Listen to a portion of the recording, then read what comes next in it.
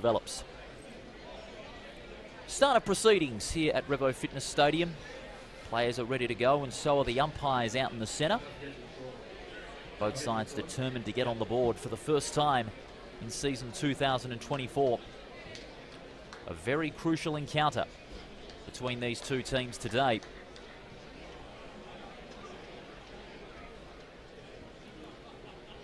A couple of big matchups in prospect for both these sides today. Battle in that midfield is where it's going to be won. Who's going to control the centre clearances? Because a couple of these prolific forwards also are going to provide such a big role in this game. John O'Marsh at East Fremantle, and also Bailey Rogers, who shifted up to the forward line in this game this afternoon. Eastland and Teakle to begin hostilities in the ruck for this round 2 clash on a sunny Saturday afternoon here at Revo Fitness Stadium. It's a scorching 33 degrees, but the battle's going to be a scorcher here on this Saturday afternoon. It's Claremont and East Fremantle in WAFL action on this Saturday afternoon. Away we go. Rucks go at it. Teakle wins the first tap out. Looking to get on the end of it is Bryant. He's taken in the tackle by McDonald. Ball spills to ground. Good strong tackling being shown, which is going to be evident from the opening toss-up here. Of course, we're not having centre bounces anymore, but as I said, this on-ball pressure, the ferocity of both these sides is going to come into the fore throughout the afternoon. Rogers, who's starting in the centre. Quick hands to Mountford. First clearing kick of the game out towards the forward half. Brilliant pick up by Marlin. Hurriedly gets boot to ball. It's mopped up by Jansen. Kicks long towards half forward. Bounces obligingly for Maguire. Couldn't take clean possession. Leggett going after it. So too was Martinez. Brilliant pick up by Hagan. Penetrating kick inside the 50. Players going up. Big fist from behind there from Davis. Strong tackle there by the East Fremantle player in question. And that was on Alvarez. We'll have a ball up inside the 50. Eastland and Maguire. Maguire with the fist away. McDonald worried out of it there by Davis. And now the Tigers will look to take play from the pocket towards half-back. The kick by Davis. Doesn't bounce obligingly for Teakle, who got a good hip and shoulder in there. Brilliant pick up by Cleaver. Releases Schoenfeld. Penetrating kick to the hot spot. And in front, a terrific mark from Lawler. And he'll kick from about 35 out.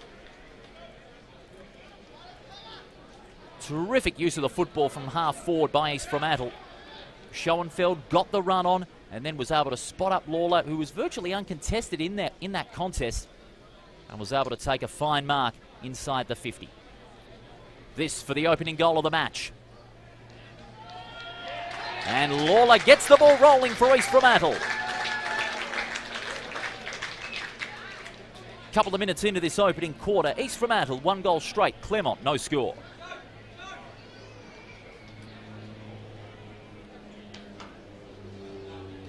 Just a brilliant setup there by East Fremantle when Claremont through Davis were aiming to clear towards half-back. And then that hip and shoulder by Teakle, that also played a pivotal role in setting up that entry inside forward 50 for East Fremantle. And then the kick from Schoenfeld gave Lawler a great opportunity to get himself in good position for the mark. And he caps it off with a fine goal to get things going for East Fremantle. The Sharks getting off to the start they wanted. The early challenge has been asked of the Tigers.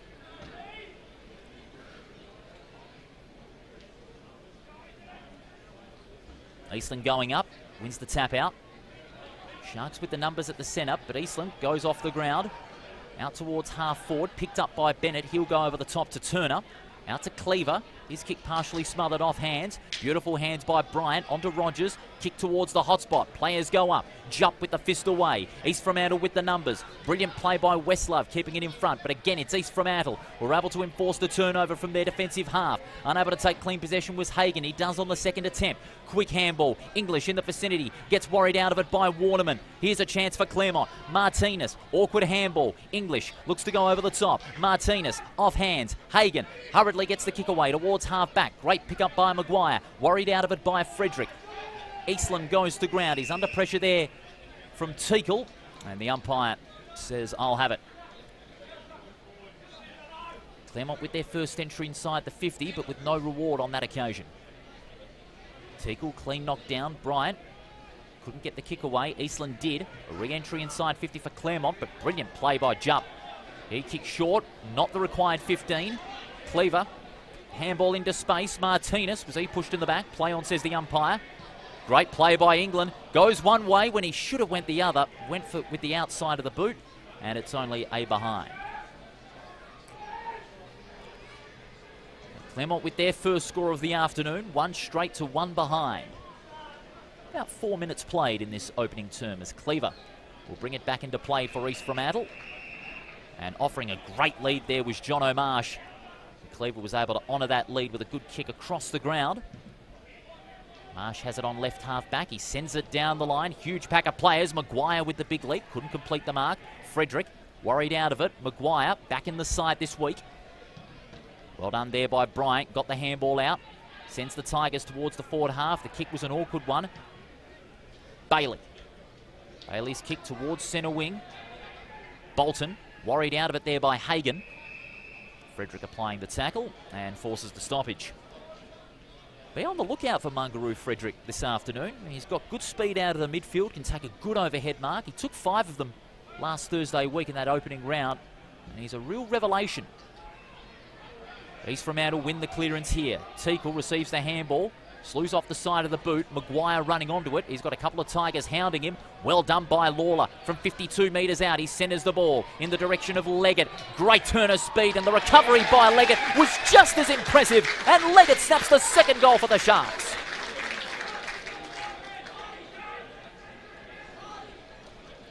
So the Sharks in the first 5 minutes looking really impressive at the present time. Cody Leggett gets the second goal on the board. And they go to 2 straight 12 to Claremont, 1 behind, an 11-point margin early on. Again, that game that East Fremantle possessed when taking the ball out of defence into attack, they were able to take the ball down the line. Claremont, they just weren't able to get enough numbers to keep up. That one-on-one there with Leggett inside the 50. Had an attack of the fumbles when going for the mark, but a great turn of speed and recovery by Leggett to snap towards goal. Absolutely impressive. Shows the class of Cody Leggett in over 109 games of WAFL football. They're off to a fast start here, the Sharks. The Tigers in some early trouble.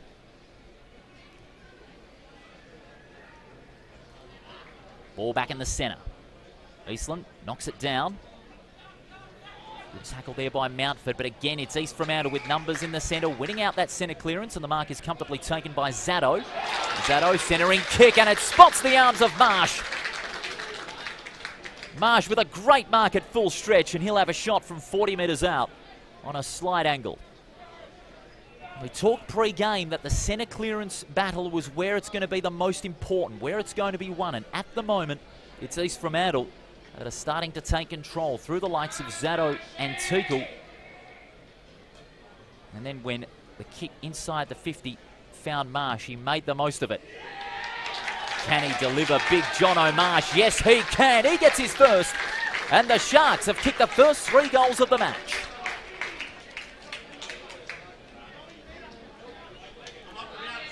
Inside the first 7 minutes of this game, the Sharks are looking absolutely devastating. They've piled on the first 3 goals, and Claremont only the 1 behind in this opening term. That goal set up through, again, a dominant centre clearance. And then when Zatto was able to penetrate that ball, penetrate the 50 with that kick, Jonathan Marsh had it in his vicinity and took a magnificent mark at full stretch. And capped it off with a fine goal on a slight angle from 40 metres out. So Lawler, Leggett and Marsh are on the board for East Fremantle. Claremont in heaps of trouble early on. They've got to find a way to counter-attack this hard-nosed pressure by East Fremantle. Back in the centre, Joyce, who's back in the Sharks side this week. Handball into space. It was almost mopped up by O'Connor. Well done there by Mountford. But again, East Fremantle with numbers out the back will look to clear out of the congestion. Mountford, good second effort. English goes over the top. Turner hurries the kick with the left foot, and it's a good mark taken by Schoenfeld. Another chance for East Fremantle to pepper the 50. The kick spots up Maguire, and that is a brilliant mark by Ruben Maguire, that is. He marks about 25 out and a chance for the Sharks' 4th goal in a row. And this has certainly rattled the Tigers at the moment. They just haven't been able to find an answer to this rampant pressure on the ball by East Fremantle. Ruben Maguire. Back in the side this week. Can he make an impact from 25 metres out? Yes, he can.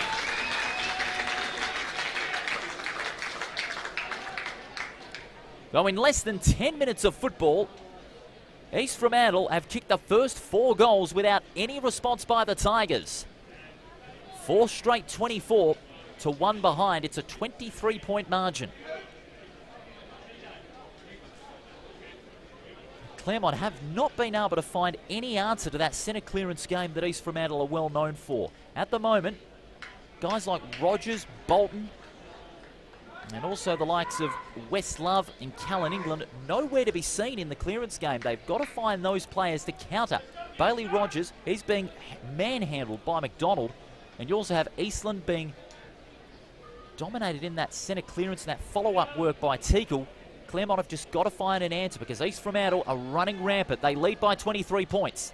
There is Rogers. He needs to have a big impact in this quarter. Quick handoff. Eastland hurries the kick towards half forward, and a great mark taken there by Cleaver. England claimed to have had hands to it, but it was Cleaver who was paid the mark on centre half back. Cleaver will go to the near side, and that is a good kick. Spots up Bryn Teakle. Back in the East Fremantle lineup after being delisted by Port Adelaide. Teakle kicks down the line, just over the head of Schoenfeld. He got fingertips to it. Claremont have the numbers at the contest. O'Connor providing some great support there by Weston. Weston gets a high floating kick inside the centre square, and there's a free kick that's going to go against Evans. Advantage is paid. Joyce on centre half forward. His kick slews off the side of the boot. Charging towards the football was Howard. Good second effort there by Howard. Gets the hand off to Love. Goes high with a floating kick with the left foot and honours the lead of Mainwaring. Mainwaring kicks long into dangerous territory. Jupp. Looping handball over the top to Marlin. Couldn't get it off in time. It comes to Bennett.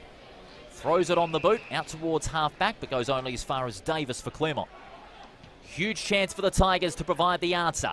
Driving ball inside 50. Over the head of Mainwaring. Eastland running onto it. So too there was their number 8 for the Claremont side in Waterman. Eastland goes off the deck. Goes only as far as Teakle. Hurries the kick towards half-back, and the mark is taken by Weston. Weston's going to back himself here. It's a big opportunity for the Tigers to get that answer. Tigers having some concerns with their first quarter starts. They had the same thing against West Perth last Thursday. But they've got to be desperate for an answer as Weston from 55 metres out gives it a big, big launch. It's got the journey, but just shaves the post. Now here's a big kick, is Joel Weston. Just a bit unlucky for that one to hit the post. It would have been a big answer for the Tigers. 2 behinds, plays 4 straight. The margin 22 points as Murdoch takes the mark and honours the lead of Schoenfeld on half-back. Schoenfeld sizing up the options. He's going to go down the line. That is not a good kick. It's marked by Martinez. Plays on. Handball to England. Inside the 50. Centering ball. Goes looking for Evans. From the side, Murdoch with a big spoil. On the end of it is Mainwaring. Quick hands. Weston pulls it back across the body. This could be a great answer, but it shaves the post again. So twice in a row for Weston. What's that old saying? Lightning usually doesn't strike twice.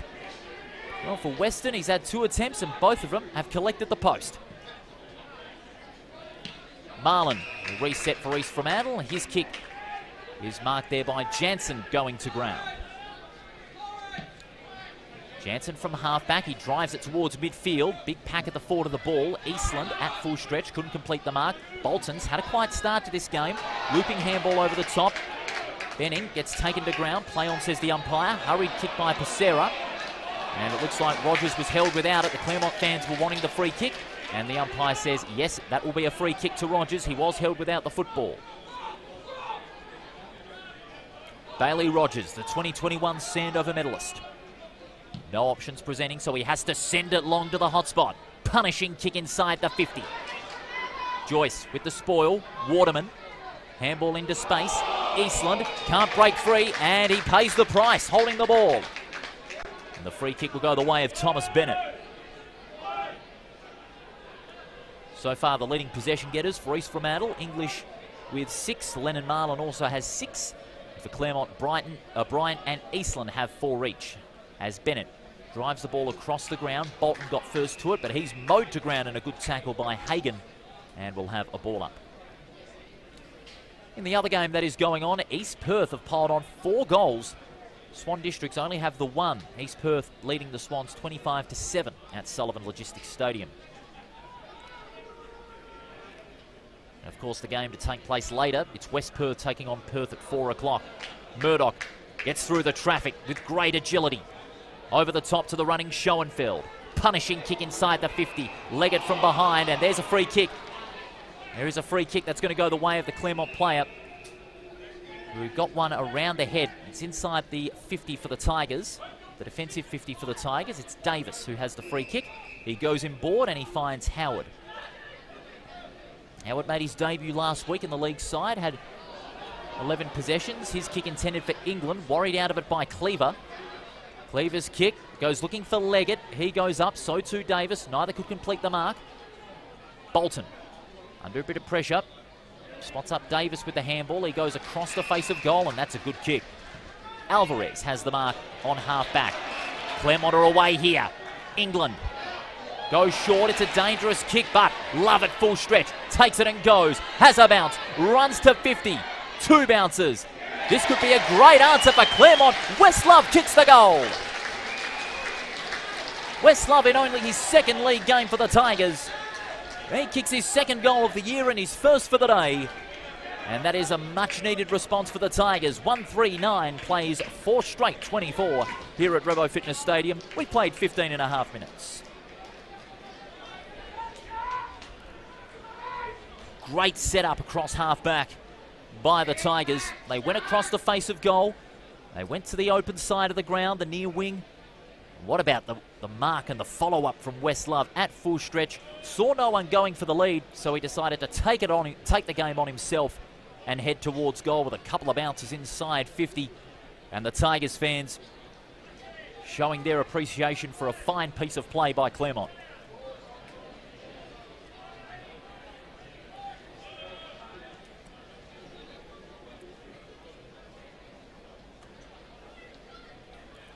Margin now whittled down to 15 here at Revo Fitness Stadium. The Tigers with the answer.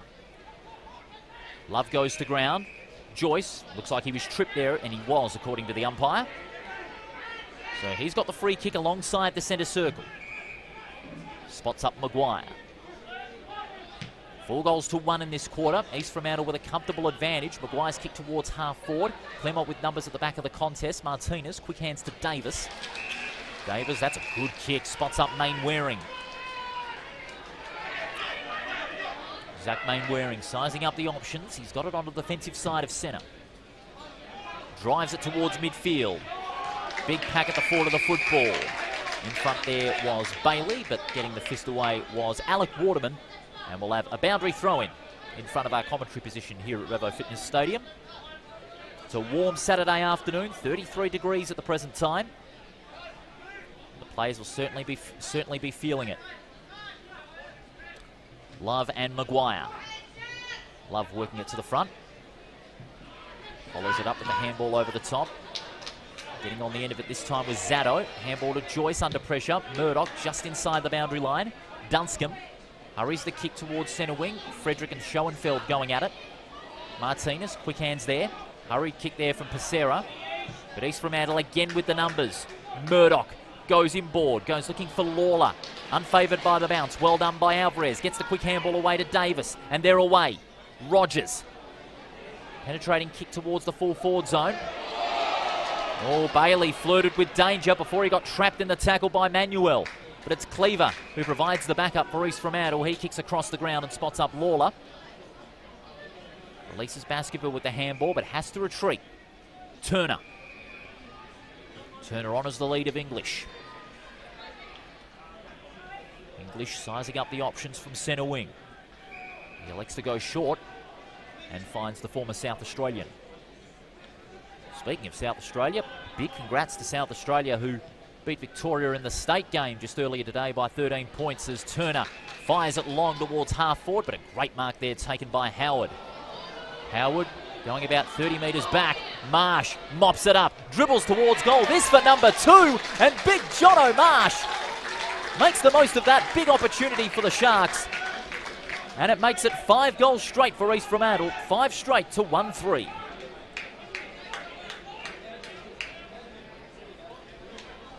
Well, Claremont, they are looking absolutely rattled at the moment here. Wasn't the best option to retreat back to the defensive 50. And the kick just wide of the intended target. And then Jono Marsh was able to mop up the loose footy and off a couple of steps. Dribbles it towards goal and kicks his second. And cramping up in the process as well. He's certainly feeling the heat out there. 5 goals straight to 1 goal 3. The margin is 21 points as we go past the 20-minute mark.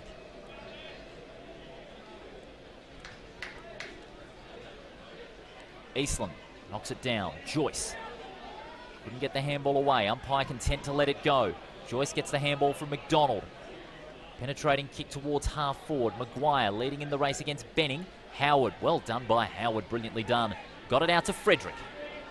Great turn of speed by Frederick across half back. There's a free kick off the ball, but advantage is paid. Frederick keeps on going. Handball over the top. Claremont are away. It comes to Martinez. Martinez punishing kick towards half forward, and Manuel takes a great mark on the chest.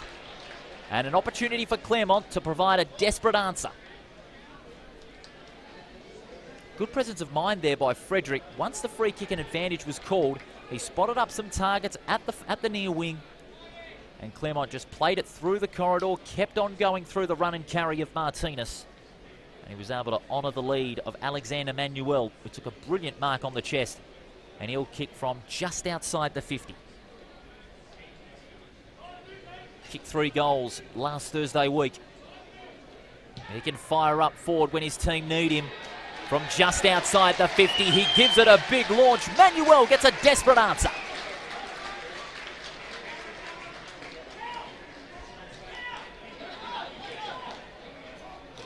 Lovely finish by Manuel. And that takes Claremont to 2-3-15. And the margin is 15 as we head into time on in this opening term. When Claremont have got the ball on half-back, they can set things up brilliantly. And that's the second time in this game that Claremont have been able to set up a goal off a turnover across half-back and play the game through the corridor, take the ball through the corridor, through the run of Frederick, Rogers, Martinez and company, and then penetrate the forward line with some efficient disposal. That kick by Martinez was an absolute beauty onto the chest of Manuel. And he finishes off the Tigers' good work with a beautiful long kick from outside the 50. 15 points the margin. Eastland clearing kick towards half forward, and the umpire's blown the whistle. There's a free kick going the way of Jupp. He was held without the football, and he'll reset for the Sharks across half back. Spots up Bailey. Lachlan Bailey. He'll retreat some a couple of metres to Jupp. Now Jansen. He's 3 games away from his 100, Jansen. He'll achieve that in almost a month's time. He spots up English, who has to concede some territory to Jupp. Back to the running English. And now they're taking it through the corridor, the Sharks. Jansen, punishing kick towards half forward, and a great mark by Maguire.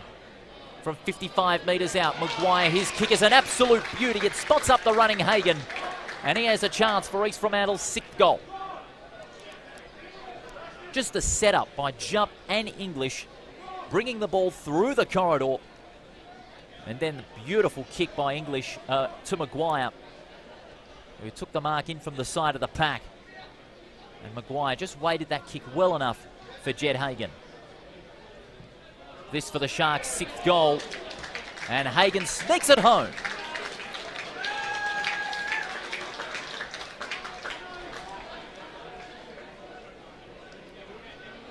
This is an incredible start by East Fremantle.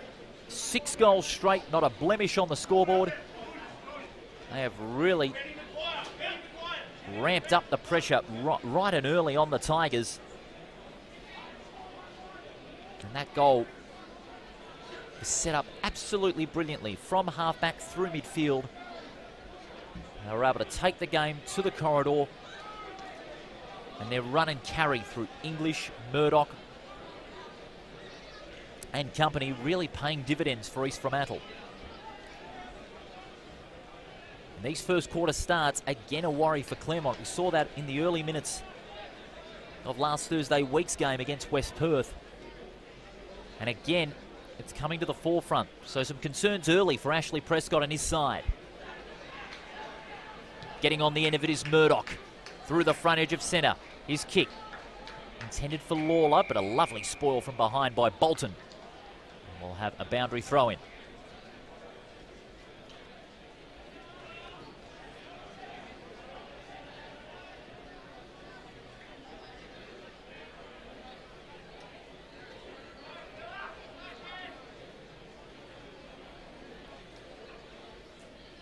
Eastland working it to the front. Running onto it is McDonald.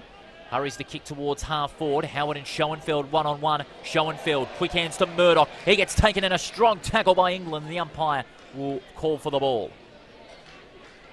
That certainly would be a goal-saving tackle on England's part.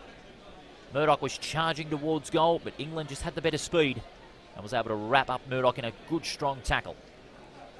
Knocking it down was Eastland. Bryant can't break free. Will have a repeat in proceedings.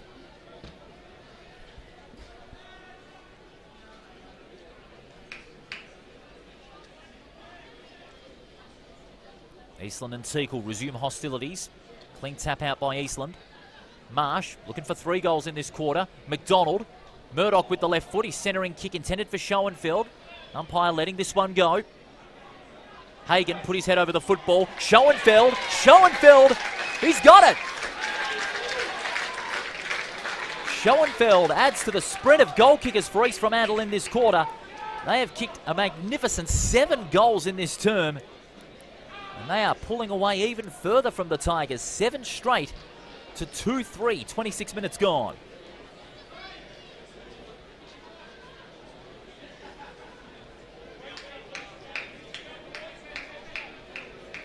Just an unbelievable start to this game by East Fremantle. They're just doing everything right. Claremont not getting the fundamentals right at this stage in the game. They are in a lot of trouble. The ball has been controlled in East Fremantle's forward half. And with the exception of those 2 goals that Claremont set up from a half back, they just haven't been able to break free.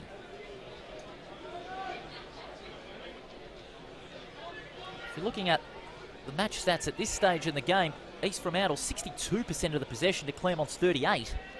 And East Fremantle have had 11 more marks and 5 more tackles. East Fremantle in a great position. Claremont, can they get a score on the board before quarter time? Eastland, long ball, inside 50. Mainwaring goes up with a big leap. It's bouncing towards the goals, and it's going to go over for a behind. What's that? Did your audio just cut out?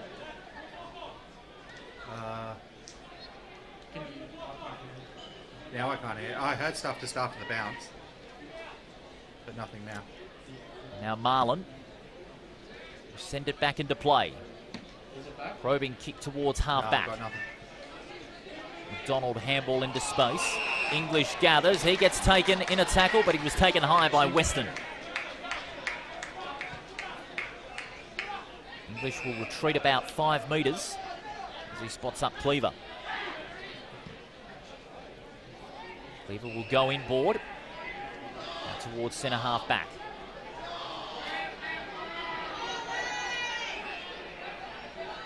It's Marlin who's got the football on half back. He's sizing up the options but wants to play on.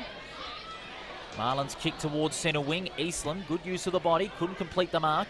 Mountford throws it on the boot. It's only as far as Schoenfeld, but he's hit hard by a steam train in the form of Evans. And he looks like he could be in trouble here. Ooh, a bit of a reprieve this time by the umpire. He can tend to let this game go thus far, which is pretty good. Seen a good game. But it's from East Fremantle's part here. We've kicked 7 goals to 2 goals 4 in a dominant start. O'Connor running after the loose ball. Can he keep it in? Not able to this time. It'll be a boundary throw-in on the forward side of centre for the Tigers.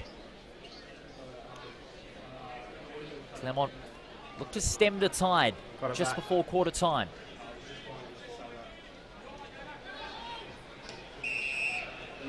The umpires found a free kick. It's going to go the way of the Tigers for a push out.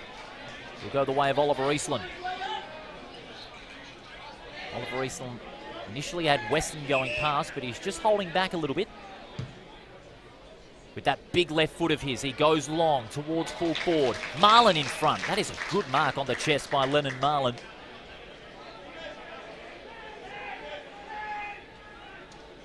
Now the Sharks have an opportunity to repel. No options across the face of goal, so he's going to go long down the line. Out towards centre wing. Eastland, that's 2 attempts he's had. He spilled the mark. Frederick. Handballs to the running Weston. Being forced back here by some good forward pressure by East Fremantle, but the Tigers can clear out of there. And that won't do any difference for the Tigers as the siren goes to end what has been a dominant opening quarter by East Fremantle. They lead at 7 straight, 42 to 2-4-16, with Jonathan Marsh kicking 2 goals in that quarter for the Sharks. Westlove and Alexander Manuel with the only goals for the Tigers. We'll be back with the second quarter action here at Revo Fitness Stadium. The Sharks leading 7 straight to the Tigers 2-4.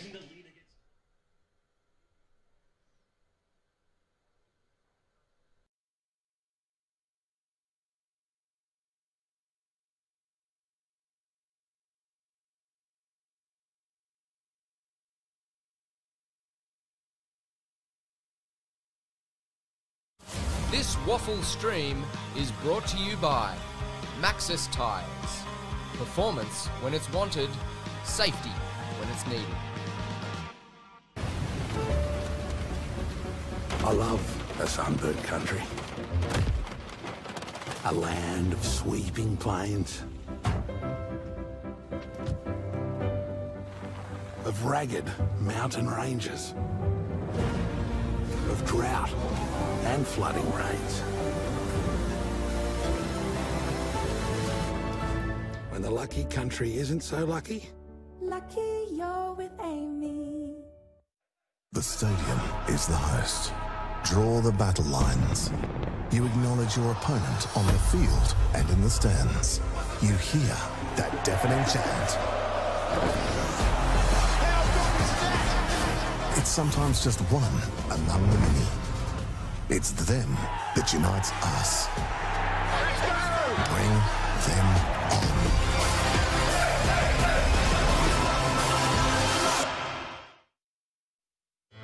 Maxxis Tyres.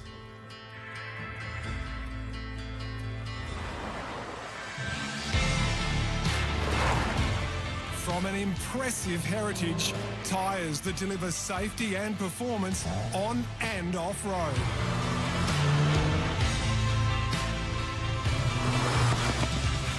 Maxxis Tyres. Performance when it's wanted, safety when it's needed.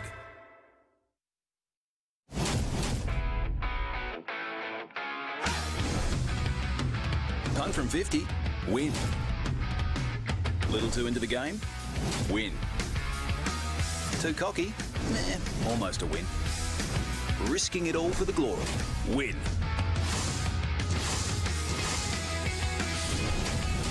It's win-win at the WAFL.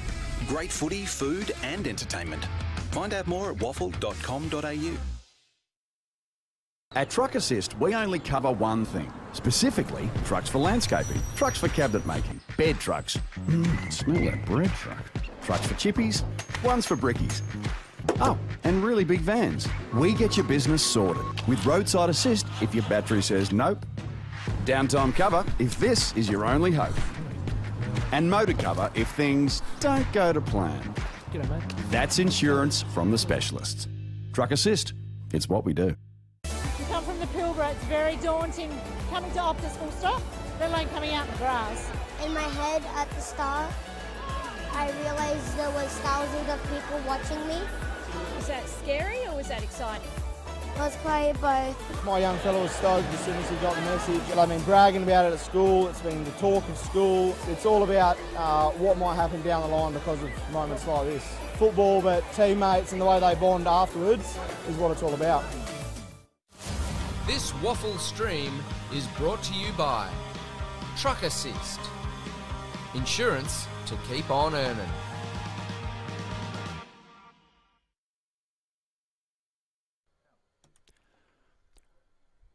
Welcome back to Revo Fitness Stadium. We're about to get the second quarter underway, but after one, it is East Fremantle who put in an absolutely dominant first quarter to lead Claremont 7 goals straight, 42-2 for 16. Paul Persick with you in the commentary box here at Revo Fitness Stadium on this warm Saturday afternoon.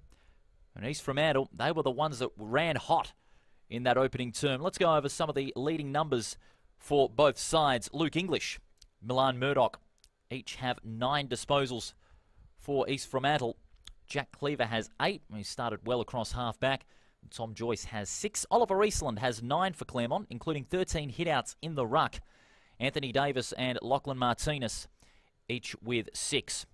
And, of course, the goal kickers, Big John O'Marsh, starting like a house of fire. He's kicked 2 goals. Schoenfeld, Hagan, Maguire, Lawler and Leggett, each with a goal.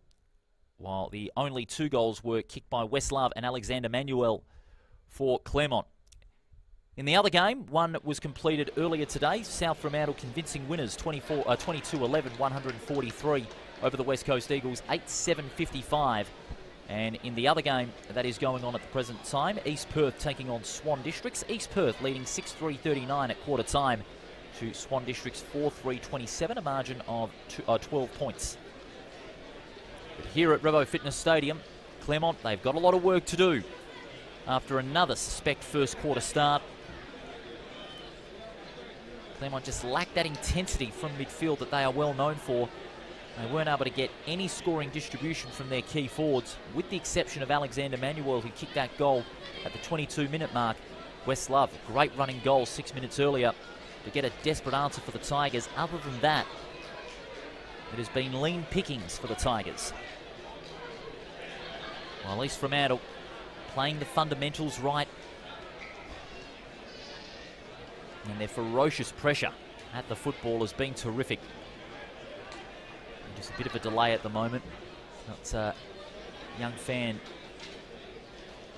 just yet to leave the ground, but still got a smile on his face as well, which is great to see.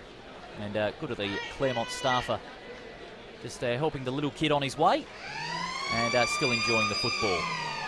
Second quarter underway. It is the Sharks leading 7 straight to 2-4.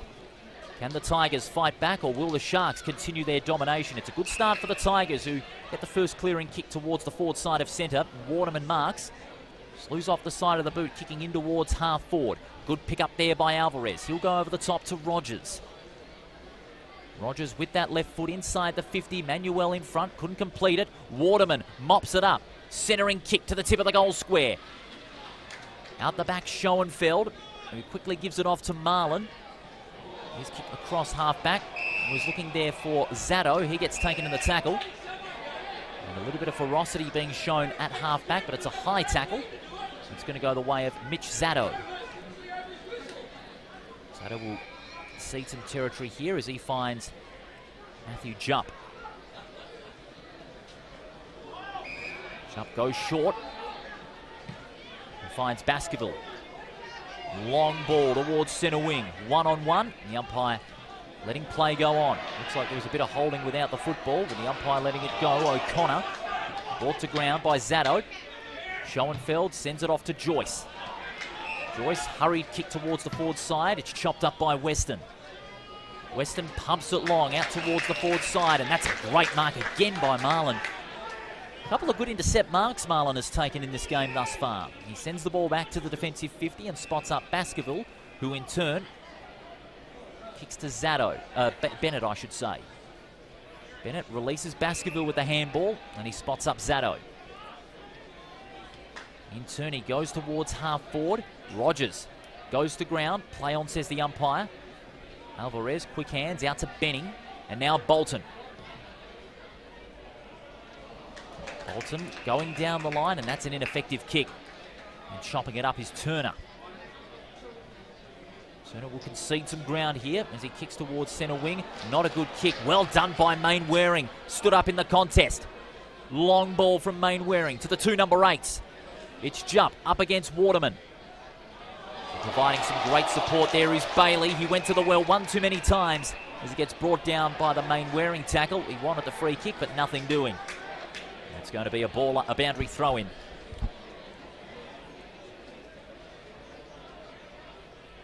Some 2.5 minutes gone in this second term. East Fremantle leading 7 straight to 2-4.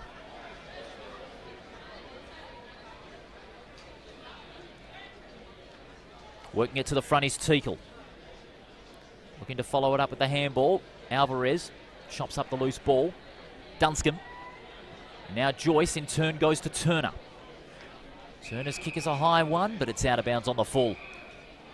And Claremont will have a chance to repel. Eastland. Eastland will go inboard to Frederick. Only his second game coming over from South Australia. Taking it on the half volley is Weston. Puts on the accelerator. Goes over the top to Alvarez. To Weston under pressure. Clever handball along the ground. Rogers needing to settle things down to the Tigers. Long kick from Bolton. No mark to Love. Getting hands to it as well was Marlin. Players converging at the coalface, and a stoppage is forced. So the Tigers, to their credit, getting the first couple of inside 50s, but they've got to find some avenues to goal. Teakle knocking it down. Waterman stood up in the tackle. Handball into space. Alvarez tried all he can to keep it in, but just ran out of room. If you're just joining us for the first time on afl.com.au and on the AFL app, it is East Fremantle leading 7 goals straight to Claremont 2 goals 4. Dominant start by East Fremantle with John O'Marsh kicking 2 goals. Claremont, a lot of work to do if they want to get back into this one. Davis, handball brilliantly smothered. Marlin's having a great game off half-back. He goes for the big barrel, but he doesn't get onto it. One-on-one here. It's Pacera and Leggett. Leggett wins out, but he's seen over the line by Pacera. We'll have a throw-in. Beautiful conditions here at Revo Fitness Stadium. Slightly on the warmer side. Expected top to be 35 degrees today. At the moment it's 33. Only just a slight breeze blowing across the ground here. Bolton struggles to get boot to ball. Baskerville on the end of it. Quick hands to McDonald. Kicks towards half forward. Brilliant pick up by Frederick. It's just taken over the shoulder there by the non-controlling umpire. It's been paid the free kick. And straight away Frederick goes inboard to Alvarez. Taking play to the near side. Evans leads in the race against Bennett. Who's going to win out in this one? Bennett, one possession. He's brought to ground. Play on, says the umpire. Jump. Schoenfeld over the top to Bennett. That's good play by East Fremantle. Bennett's kick to the one-on-one. The umpire will throw the ball back in.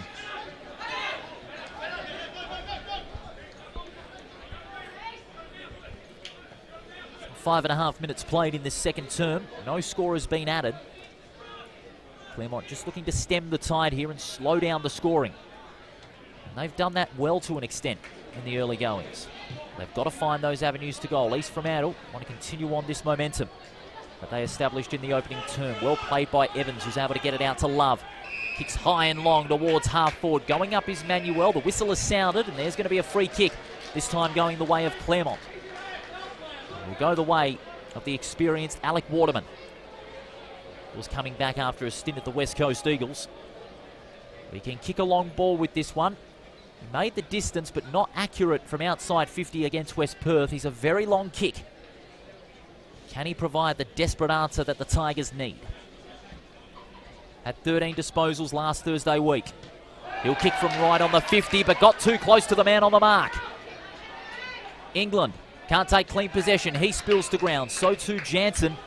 Oh, but I tell you, that is a lucky break for East Fremantle.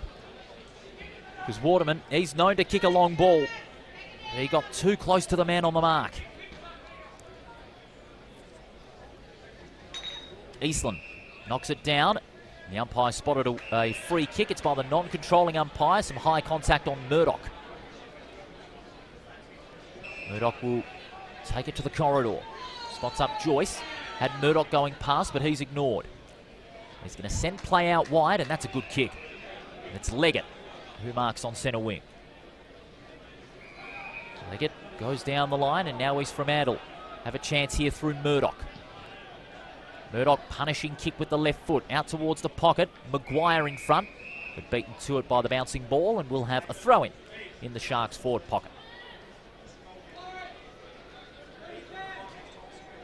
Ruben Maguire, along with Ben Maguire, back in the side this week. Ruben Maguire kicking his first goal in the opening term. 4 changes made by East Fremantle, 5 made by Claremont. Claremont desperate to take the ball out of the defensive 50. Handball goes only as far as Turner, who combines with Murdoch. And now Baskerville. High ball towards the forward pocket. And it's brilliantly marked there by Eastland. Eastland goes short and spots up Callan England. Claremont find themselves under tremendous pressure early on in this quarter. 2-4-16 to 7 straight. The kick was an awkward one. And it's going to be a boundary throw in. Murdoch and Bolton were going at it. First meeting between these two sides at this venue, Revo Fitness Stadium, since round 19, 2022. It was both the finals that year played at East Fremantle Oval, hosted by the Sharks. Went 1-1 there, and of course, both their meetings last year were away from their respective home venues, as the umpire's going to signal holding the ball in this one. And Joyce was caught red-handed. There'll be a free kick going the way of England. England looking to set up. It's a dangerous ball. It was intended for Rogers. Good defensive pressure shown by Jansen and Bennett. And the tackle forces the stoppage. It wasn't a bad kick, but Rogers just not able to complete the mark. Claremont were aiming to bring the ball to the corridor and split the middle. But the pressure by the Sharks has been nothing short of immense today. Joyce kicks into space, but goes only as far as Rogers, who comes up to meet it. Rogers, that's a good kick. Just what Claremont needed, but spilling the mark at the wrong time there was Love. Love worries Murdoch out of it. Umpire letting it go, and we'll have a ball up on the wing. As I was mentioning earlier, first meeting between these two sides here at Revo Fitness Stadium since round 19, 2022. Both sides met away from their home grounds. Round 7 last year in Broome, where East Fremantle won, and over at the Wacker in round 17, where East Fremantle also won. 4 out of the last 5 the Sharks have won over Claremont. Ball hotly congested. The umpire says, I'll have it. No score added. We've played 8 minutes in this second term. Who will strike first? Eastland, clean tap out. It goes to English. High ball towards full forward. Big leap from the side, no mark. Roving it out the back there is Pacera. Pacera's kick into space. Numbers even towards the football. Manuel inadvertently knees that one over the line. And we'll have a throw-in. Throw-in on the Sharks' half-forward line.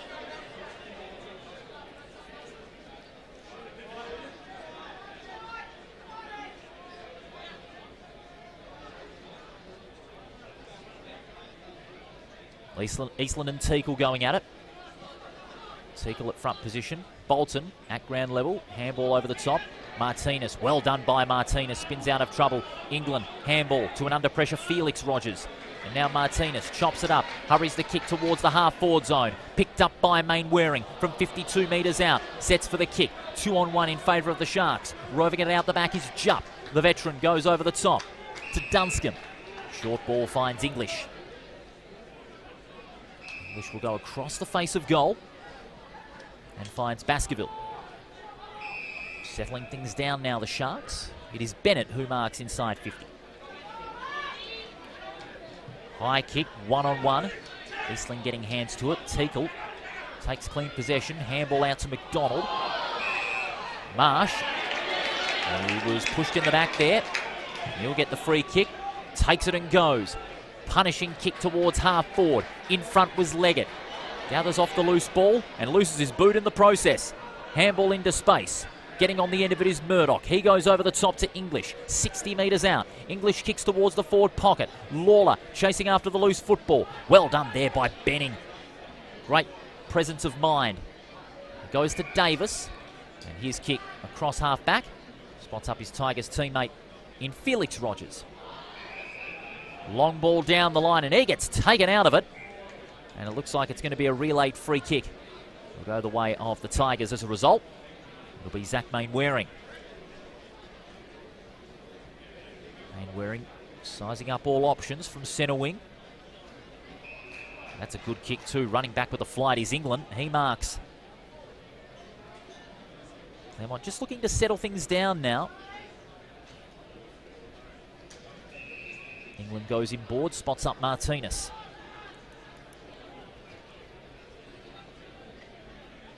Martinez is going to go down the line here, out towards half forward, just out of reach for Waterman, and it's out of bounds on the full. Claremont just unable to find their targets at the moment. East Fremantle, they're just doing everything right, getting the fundamentals right and playing some great football. Claremont, safe to say, a bit out of sorts in this first half. Murdoch has it on the defensive side of centre. No options presenting, so he's going to drive it towards midfield. Back at the forward of the ball. On the end of it is English. Handball to Schoenfeld. He'll go over the top to the running McDonald. In turn, he goes to Maguire. Runs towards half forward. Takes a bounce. Punishing kick with the left foot. Out towards Maguire on the lead. From one Maguire to another. It's Ruben Maguire who marks some 25 out. And he'll have a chance for his second goal. Another tremendous setup by East Fremantle, taking the ball down the line. Good use of handball. And then all of a sudden, Ben Maguire just came storming through the half-forward line. And his kick was well weighted enough to honour the lead of Ruben Maguire, who took a brilliant uncontested mark. This for his second. 25 metres out on a slight angle, he hooks that one to the near side. Claremont this time can count their lucky stars. First blemish on the board for the Sharks. 7-1 to 2-4 in this second term here at Revo Fitness Stadium as that ball is booted long towards half back and a big spoil from behind by Jensen sees it over the line.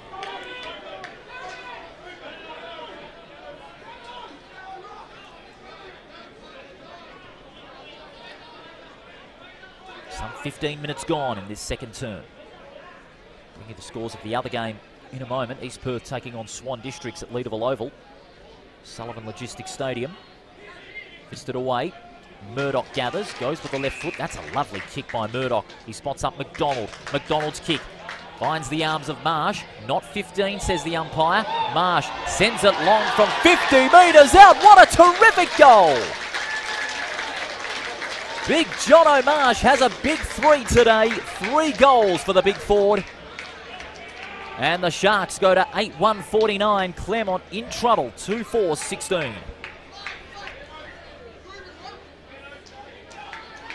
The first goal of the quarter, and it belongs to the big forward, Jono Marsh. He took the mark, but the kick didn't travel the required 15. Then he had a huge opportunity, Jono Marsh, to send that one long from the 50. And he delivered with that big right foot of his. The Sharks, they are looking the goods. They lead it by 33 points, an astonishing first half by East Fremantle. Claremont, to their credit, the first 15 minutes they held the Sharks up pretty well. They could have ill afforded to concede a goal. The Tigers just cracked at that moment inside that defensive 50. And the Sharks were able to capitalise. through big John O'Marsh. He's got 3. Love in the ruck this time. Claremont doing everything they can to bring it forward, but it's Murdoch and Turner who combine in turn over the top to McDonald, and now Dunscombe. He gets flattened as he kicked it, but the advantage and free kick will be relayed down the field. Hagan pumps it long to the pocket, and Maguire, uncontested, takes a great mark in the pocket.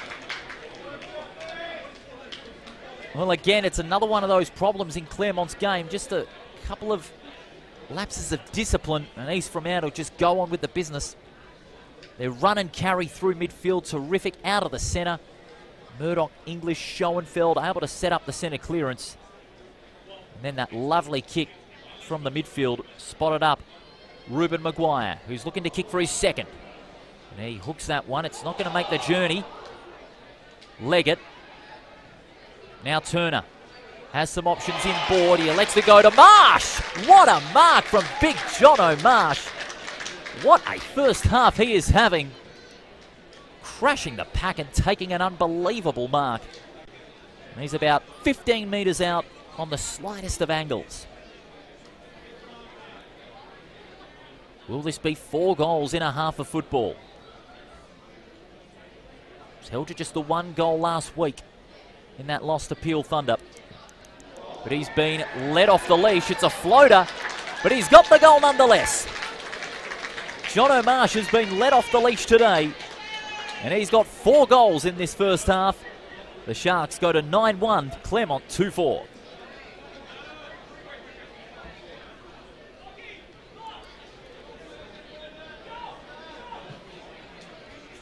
Well, when Ruben Maguire's kick was not going to make the journey, there were a lot of numbers around the football. Claremont had the opportunity to take it over the line, but East Fremantle, their ferocity at the contest, just too much. What about the awareness from Turner? Was just able to wait that kick enough for the opportunity for the big man to take that great mark in from the side of the pack. And he converted with another sensational goal. That's goal number 4 for big John O'Marsh in this first half. That's the 2 goals of this quarter as well. Quick update out at Sullivan Logistics Stadium. Swan Districts with an impressive second term. They've kicked 3 goals to 1. They lead by a point in the second term over there at Leederville over the Royals. The free kick being awarded to Jansen, who drives it long towards full forward. Getting hands to it was Benning. Here's Marsh. Can he get 5 goals in a half? Frederick storming in. Taken in the tackle by Maguire. And it was just inside play, so it'll be a ball up.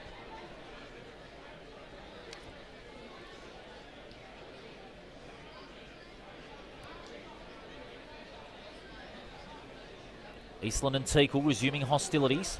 Knocked down by Eastland. Turner. Looks like he's going to be pinged for that one. Illegal disposal. And the free kick will go the way of the Tigers. This will be Bryant, playing his first game in the league side. A handful of debutants this afternoon. Davis couldn't get the mark. Play on, says the umpire. It comes back to Bryant. Good turn of speed by Ashton Bryant, who kicks down the line towards half-back. And it's a comfortable mark taken by the big man in Eastland, who gives it off to the hard-running Bolton. Bolton's kick is a long one towards a one-on-one contest here. Well done there by Marlon. What a game he's playing. Dribbles the kick. Claremont with the extra numbers at the back of the contest. Bolton, he'll go inboard, and that's a push out. That's going to be against Jump. He did have hands in the back of Rogers there. The umpire spotted it well. And now Rogers will send it long towards the 50. Evans in front position, goes over his head. Main Waring, brought to ground, couldn't get the handball away. And it looks like there's a push out, this time going against the Tigers. And they take the advantage through Joyce and English. Joyce just got the kick away in time, but a brilliant run and chase there by Bailey Rogers will force the stoppage, and we'll have a throw-in in front of our commentary position here at Revo Fitness Stadium. We've passed the 20-minute mark of this term. 2 goals have been kicked, both of them East Fremantle.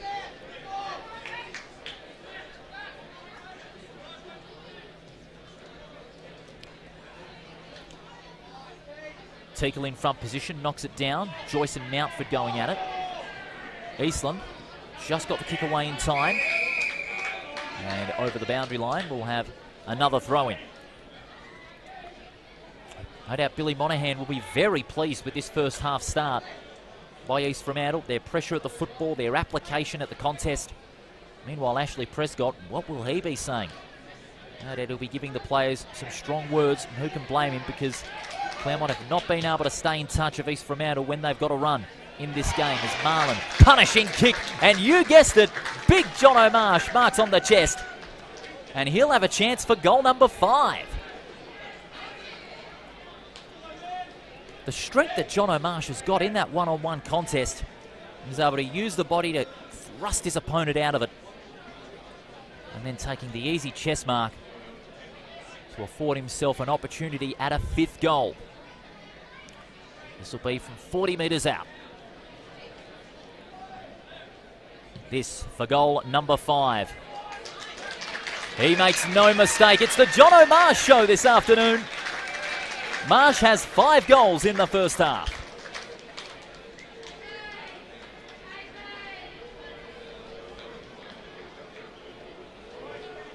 Well, as I said earlier, big John O'Marsh, he is off the leash today. He has kicked 5 first half goals, and East Fremantle, they go to 10-1. Claremont struggling to stay in touch at 2-4. We've only played 22.5 minutes in this term.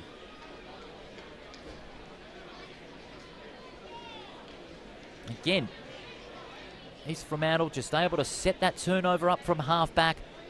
Through the corridor, East Fremantle able to punish the Tigers through some solid on-ball pressure.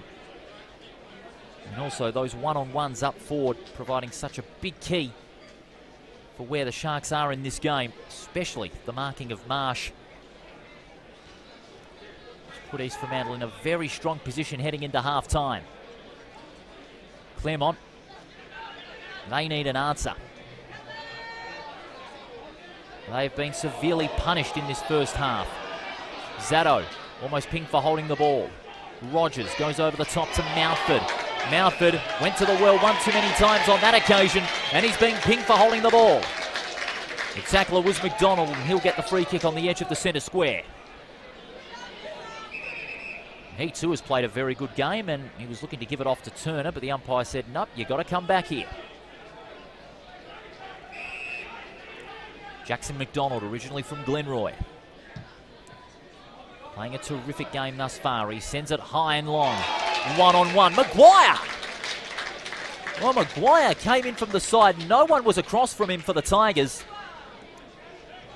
Ruben Maguire with a great mark uncontested. He's taken a couple of those today. Seems as though no one has been able to directly match up on him in that defensive 50. And the Tigers' back 6 at the moment are paying the price.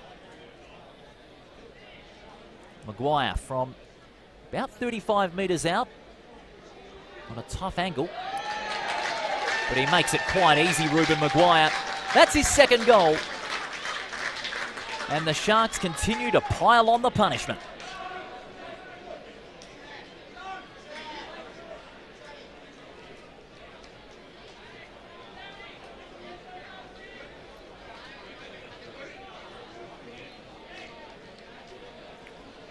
Well, when Jackson McDonald set up that kick, there were a couple of targets at the hotspot. Marsh being one of them, as well as Cody Leggett, but the Claremont defence didn't count on Maguire, who swooped in inside 50, virtually took a pretty easy uncontested mark. That backline being severely put to the test in this first half. Claremont held scoreless, while East Fremantle, they've kicked a further 4 goals to back up their 7 in the first quarter. 11-1 to 2-4. And the non-controlling umpire spotted a free kick. There was a player held without the football, and it's going to be Declan Mountford. Mountford feeds it off to Rogers. Punishing kick inside the 50. Claremont desperately need a goal. Rogers. Handball swooped in by English. And again, East Fremantle. They're away from half-back. The kick. Ricochet off a Claremont player's back. Rogers goes to ground. English hurries a high floating kick. One-on-one. Frederick spills the mark. It looks like he was held without it as well. The umpire spotted it. And he'll get the free kick in front of our commentary position. Gives it off to Davis. Probing kick. Evans with the big leap. Maybe went a little too early. Out the back. Waterman pulls it back across the body and he's missed to the far side. For the first score of this second quarter for the Tigers. Not the one that they had hoped for. They do have one on the board.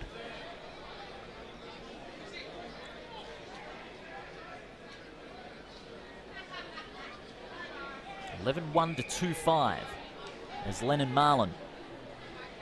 He's had a good first half across the back line. Long ball.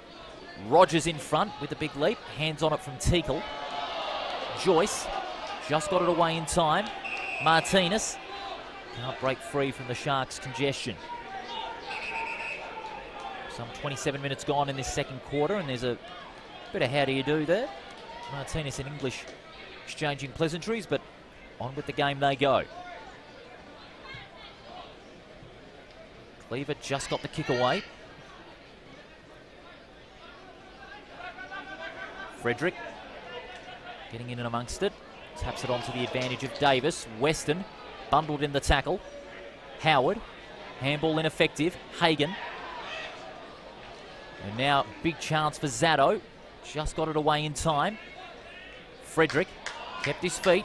Maguire swooped in. Just got it away to Zatto.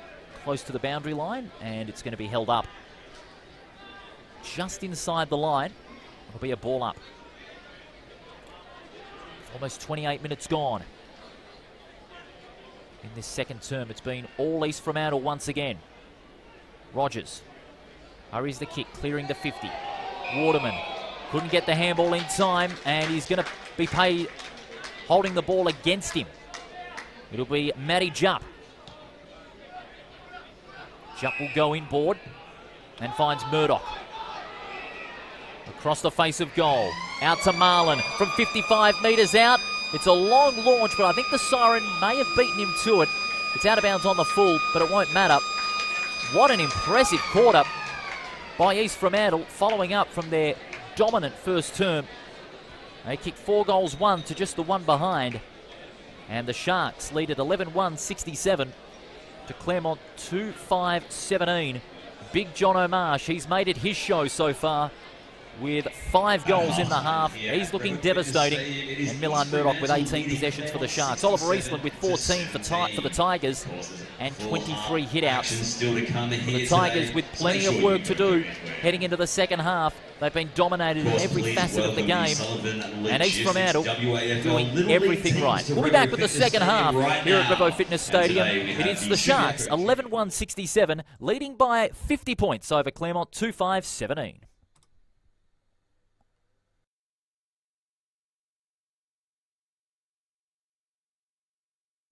This WAFL stream is brought to you by Amy.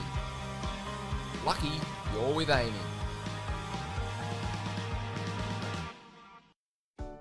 Hi, Shell. Shell has high blood pressure, and the rising cost of living certainly doesn't help. Annie manages her diabetes with good nutrition, but fresh fruit and veg prices keep rising. And Jack has high cholesterol, but nothing is higher than his pet bills. That's why they save more money every year by getting their prescriptions from Chemist Warehouse. And you will too. Head online or look for our price list in-store to see how much you'll save. Chemist Warehouse, discounting prescriptions every day.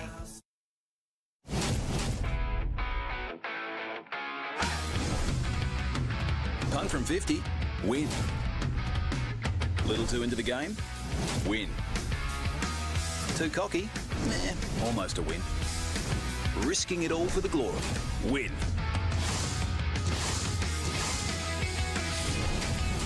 It's win-win at the WAFL. Great footy, food and entertainment. Find out more at wafl.com.au.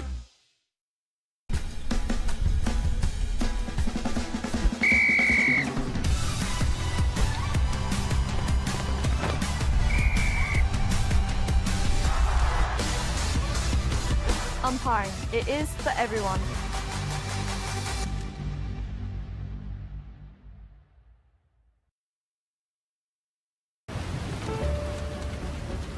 I love a sunburnt country.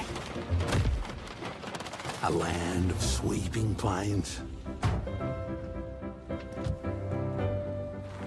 of ragged mountain ranges, of drought and flooding rains.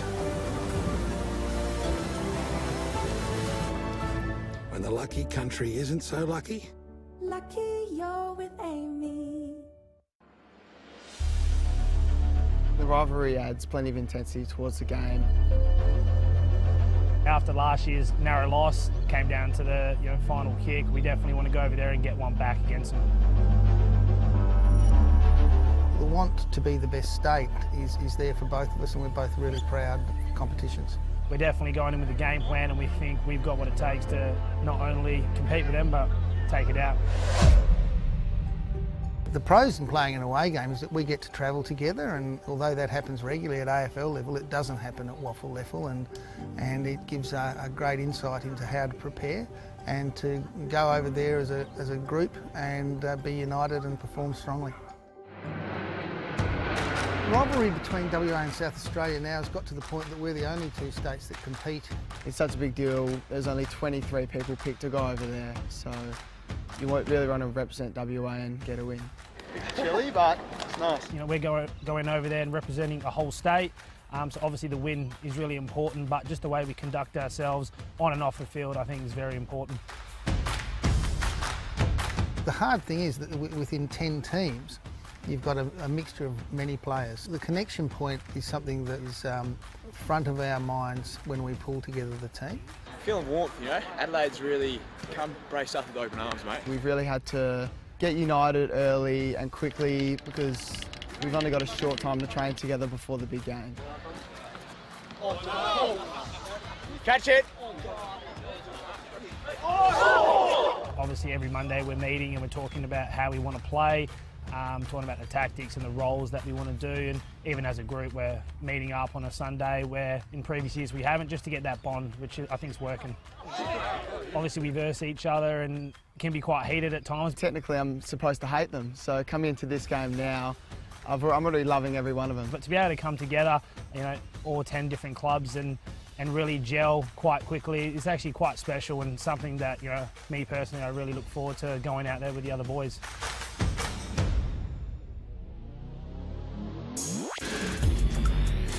Oh, it's a great city. Everything's really close and connected. Our hotel's only walking distance from the ground, which is nice. Weather's beautiful. It's dry at the moment. It's been drizzling a little bit this morning. We expect maybe a little bit of rain, but not a lot. So looks like it'll be a pretty dry deck and good conditions for footy.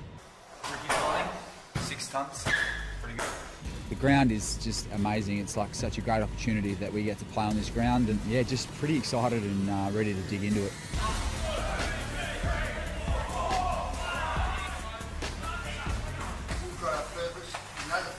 Don't leave anything out there. Let's go. It's such a privilege to play with you guys.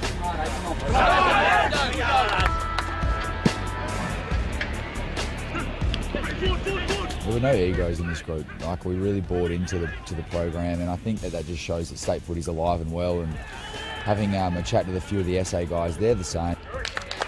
It was a really good team performance. There were no real standouts. Zangas was good. He's a classy player. He's a good mover. He's tall. He's got a great left foot. So no surprises that he won the medal. It could have gone one or two ways at half time. We were sort of up against it, and teams gone by might have thrown the towel in, but we dug in. Yeah, that third quarter we really turned the momentum, and Benny Sokol kicked a couple of really nice goals. Jams it onto the boot nonetheless, and he's kicked another. And then Big Jack Buller kicked one up at us level, and the spirit of the team was amazing at that point in time. We all got around the big fella, and at that point the momentum was with us, and we were looking like we were going to run away with it. So again, disappointing to lose, but a couple of nice moments.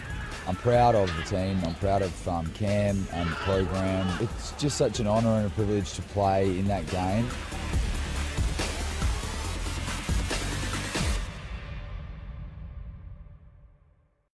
The stadium is the host.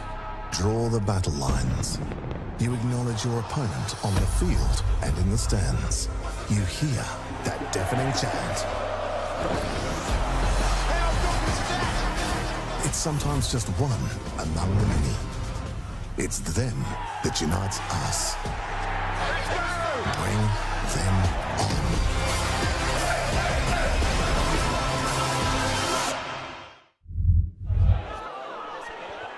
Weston. England over the top. Really good run of play here from Claremont.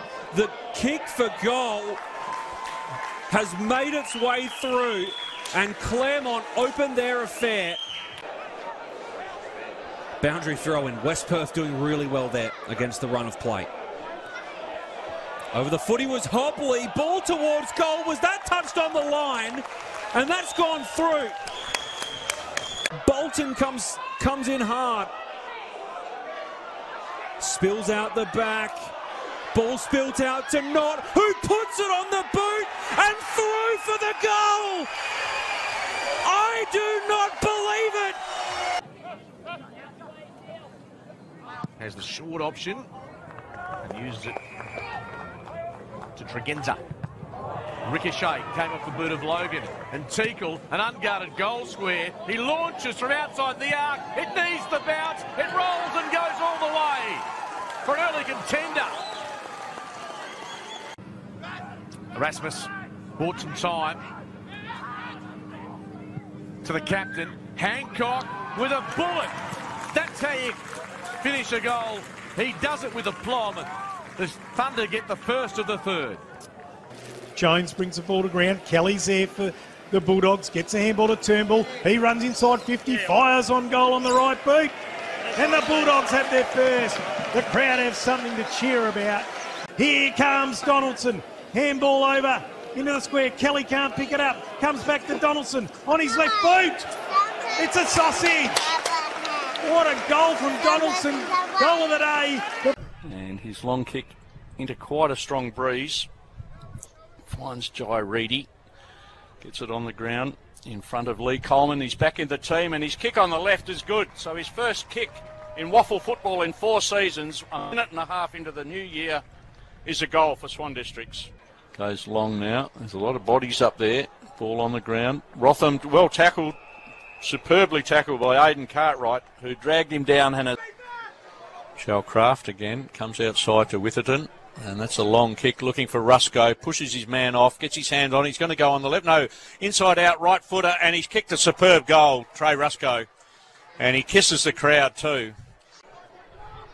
He's going to get another one in a minute here too. Doesn't look as though he's got any ill effects from that heavy bump in the marking contest. Ball goes forward to Rawlinson. 3 so far this quarter. Dewar from long distance. He goes long and he's true as well. So Tyrrell Dewar out to Blakely again. Back to Cipro. Handball outside. No, he's going to go himself. Kick a goal from here. It's a long way out though into the breeze, but he's on line and he gets it too.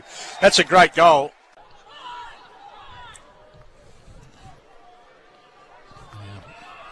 Bit of a spree happening now. There's a long kick coming from Aidan Cartwright, and he's kicked a long goal from 50. Great finish from Cartwright. Still Subiaco will go through Greg Clark. Clark again back in there, applies the tackle. Perth have to be careful here. A snap around the body. And Foley uses his AFL experience. Subiaco looks to nurse the ball up to centre forward. Handball into centre forward. Here's an opportunity to close on goal. Sturgiano kicks another one for the Lions. So did Simpson. Delivery there. Wasn't that effective there to Clark, but they got away with it. Now finds Cooley. Cooley, they can run now, the Demons. Here's Noah Catchart, has a bounce. Goes inside 50, wonky ball, kicks the goal. Demons hit back. Ball goes to ground, picked up there by Thompson.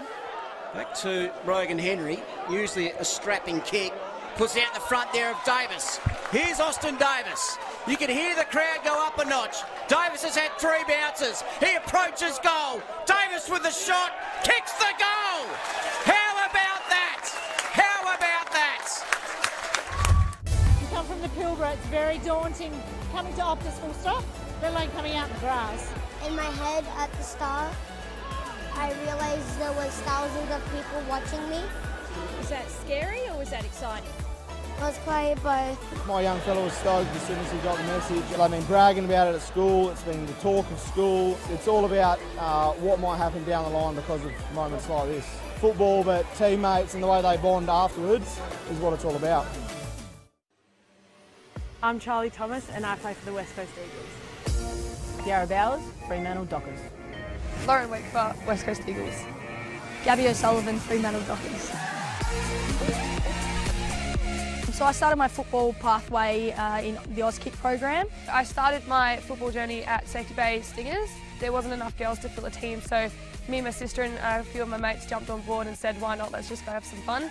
Started off at junior footy at Korean Junior Football Club, and I guess them down there was just a really good community club and created my love for the game. Was lucky enough to get a call up to South Fremantle. I moved to Subiaco at WAFL level, which was awesome. I started in Rogers Cup and then moved up to league. My second year of playing at South Frio, I got the call up to play the National Academy. Draft night came around and Eagles gave me the call up, so yeah, now here I am. When I first found out there was going to be an AFLW comp and I may be playing, I was just ecstatic. Obviously, thought it was a dream for a very long time. I remember watching AFLW on TV, and I think that's the moment where I realised that that's really what I wanted to do with my footy, and that's where I wanted to take it. And then from there, getting into the state academies and national academies cemented my thought in my head that I wanted to make it there.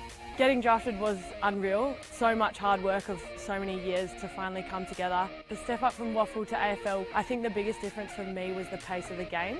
I've definitely had injuries and that comes with the title, you know. I think I'm a very hard player. I would never change it. This year I really knew that I wanted to come back after hurting my shoulder in round 2, and that was just something that kept me on track. If you told me when I was in rehab that I would have played all 10 games this season and got a rising start, I probably would have finished myself and laughed at you a little bit. I absolutely love football for the fact that you get to be with, 30 of your mates. 30 new, female best mates, and then the club, they're just so supportive and loving. When you get out in the field, we're essentially just playing a game that's super fun, so love it. I love being able to challenge myself and see how far that my body can take me and how far I can take my footy, and I'm really grateful to be here. Being fortunate to get quite a few opportunities through football, mainly with the people that I've met, and then also being able to do a little bit of coaching in football, getting work in the sport industry with my teaching. So it's opened a lot of doors for me. If you're ever thinking about playing footy, I say do it. You get to play with your mates, have fun, and also challenge yourself together in a team environment. Being a part of a team is the best thing that you can do. If you go out there and have fun and you love playing it, why not continue playing it? And if you get to run around with your mates while you're doing it, there's nothing better than that. The fact that young girls get to come up to us, after a game and say that they want to be like us, I think it's just surreal, and I think that's amazing for them to have someone to look up to. Back when I was younger, footy wasn't really a pathway for girls, so I think I'm really lucky now that I get to stand up here and show the girls that there are pathways. I mean, we never thought that we'd be able to do this full time and be the best players we can be in football, and that's given me that, and I'll never ever take that for granted.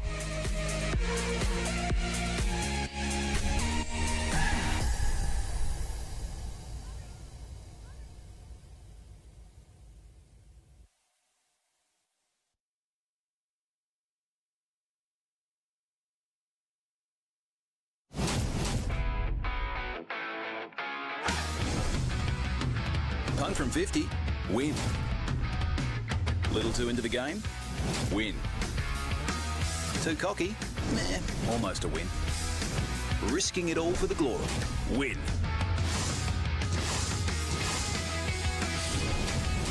It's win-win at the WAFL. Great footy, food and entertainment. Find out more at wafl.com.au. Maxxis Tyres.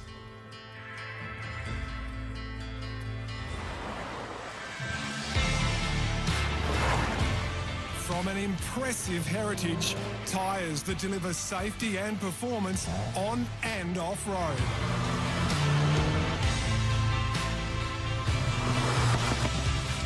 Maxxis Tyres. Performance when it's wanted, safety when it's needed.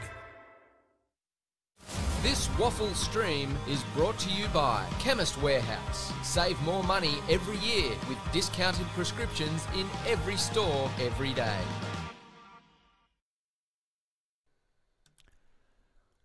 Welcome back to Revo Fitness Stadium on this warm Saturday afternoon. But it's been East Fremantle that has been producing the heat after one half of football. After a 7-2 first term, they followed it up with a 4-0 second term, and they are in a dominant position. They lead by 50 points in this round 2 WAFL clash here at Revo Fitness Stadium. 11-1, 67 to 2-5-17. Paul Persick with you in the commentary box for the second half on afl.com.au and on the AFL app. We'll just take you through some of the leading possession getters for both sides. First off for East Fremantle, with Milan Murdoch leading the charge with 18, Luke English with 16, Lennon Marlin, great game across half-back with 16, and Tom Joyce with 14, while for Claremont, Oliver Eastland with 14 touches. He's also had 23 hit-outs in the process, the big Claremont ruckman. Anthony Davis with 13, and Bailey Rogers, the former Sandover medalist, with just 10. Claremont no doubt have got plenty of work to do. As for the goal kickers, Wes Love and Alexander Manuel, the only goal kickers for the Tigers. While for East Fremantle, big John O'Marsh leading that one with 5 goals in an impressive first half. Ruben Maguire has 2 for the Sharks. Scores in the other games. First off at Leederville Oval, Sullivan Logistics Stadium. It's a beauty over there, with East Perth leading Swan Districts by just 4 points at half-time, 10-6-66 to 9-8-62. And the other game that is taking place today in just a couple of minutes' time is West Perth taking on Perth at Pensionet Stadium in Joondalup, a day-night match. We've got a game tomorrow at Sullivan Logistics Stadium, Subiaco taking on Peel Thunder. And in the other game earlier today, South Fremantle, easy winners over the West Coast Eagles, 22-11, 143 to 8-7-55. But right here at Revo Fitness Stadium in Claremont, it has been East Fremantle. They've done everything right. They're doing the fundamentals right. Their work across half-back especially has been tremendous in shutting down the big forward setup led by Alexander Manuel, who's only been held to 1 goal after kicking 3 last Thursday week.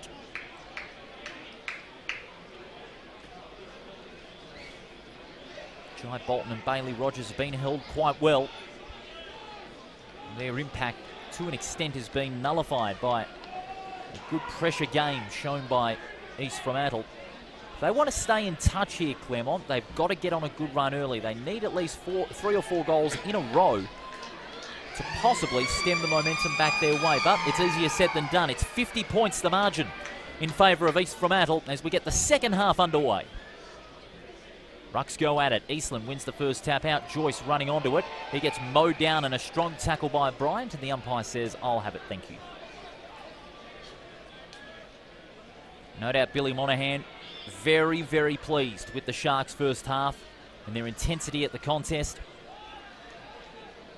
And Ashley Prescott on the other side of the coin, as there's going to be a free kick for holding the ball. It's going to be Milan Murdoch that'll take the kick for East Fremantle. Takes it and goes. Kicks towards half forward. 1-on-1. On the end of it is Pacera. Brilliant pick up by Pacera. Kicks high towards midfield. Goes only as far as Cleaver.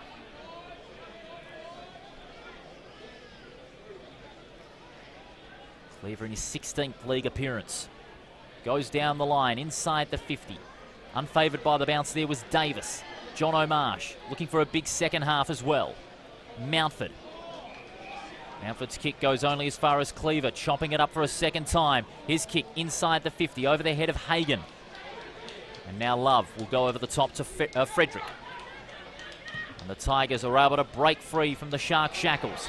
England's kick was a good one, but Mainwaring just spilt the mark. Marlin goes over the top. Schoenfeld does likewise. Sharks with the numbers around the football. Joyce was one of them. Lowers the eyes and finds English just out of his reach, but he's able to grasp it and take it out as soon as he kicked it. It's not the first time that a free kick has been conceded in this manner against the Tigers. And the free kick's going to go down the field. And it'll be taken on right half forward by Jed Hagan. Claremont trying to counter East Fremantle's pressure on the ball with aggression, but it has not worked the way in which they liked. Because East Fremantle just keep on peppering the 50. And East Fremantle just continue to find those avenues to goal. Hagan, difficult kick. It's not going to make the journey. And fisted over the line by Eastland for one behind. So 11-2 plays 2-5. As Martinez will bring it back into play. Driving ball towards the defensive side of centre. Getting a hand to it was Benning, but it's Cleaver who goes towards half forward, and that's a good kick. Spots up Jansen. Jansen, he's 65 metres out. Long ball to the tip of the goal square. Big fist away from Eastland. Awkward bouncing ball. Waiting down there was Maguire. Schoenfeld lays the tackle on Mountford and will have a ball up.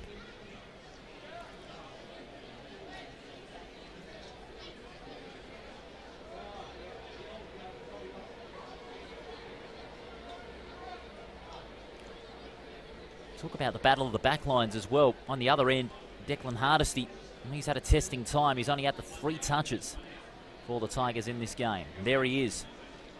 Hardesty almost put his head over the football, but he's brought to ground in the tackle and will have a ball up.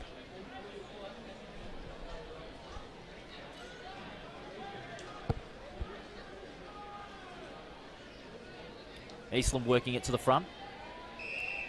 Hardesty unable to break free. And we'll have a repeat in proceedings.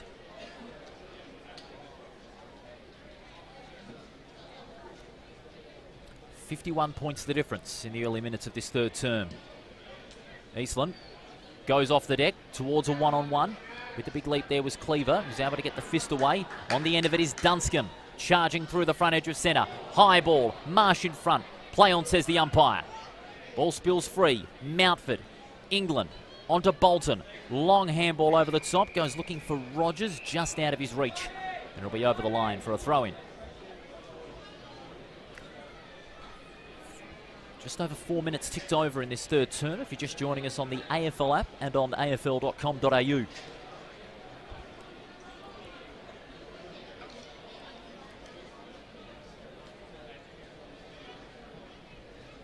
Eastland again in front position. England follows up. Eastland almost taken around the head there, but the umpire content to let it go. Joyce making the tackle. And it'll be a ball up.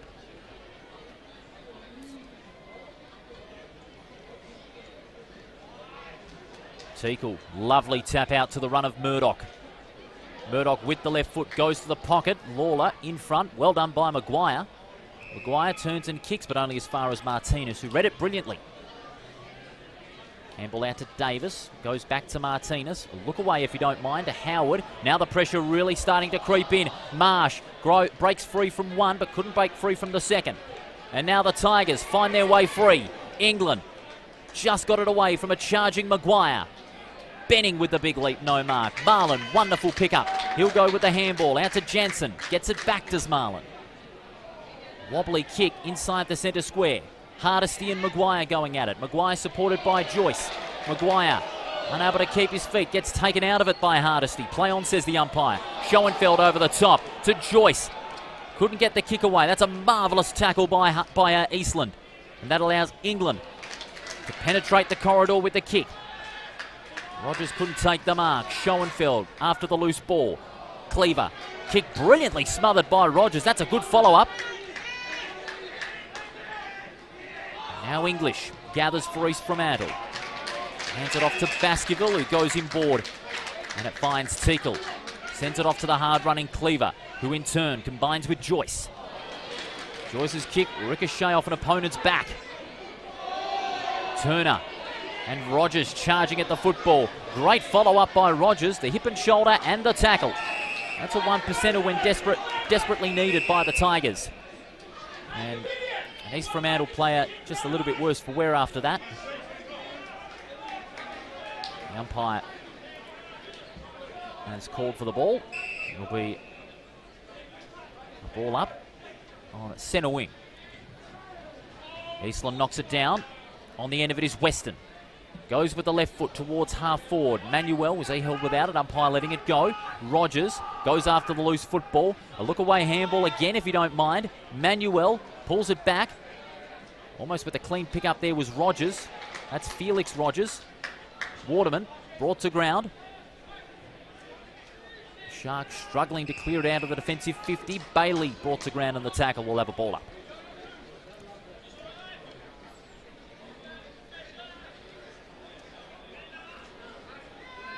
No score has been added. We've played some 7.5 minutes of this third term. Eastland knocks it down. The umpire's blown the whistle, and it's a free kick. That's going to go the way of the Tigers, it would seem. Yes, it is. Looks like Alvarez will be the recipient. No, it's not going to be Alvarez by mistake. It's going to be Mainwaring. Zach Mainwaring. He's had a quiet afternoon.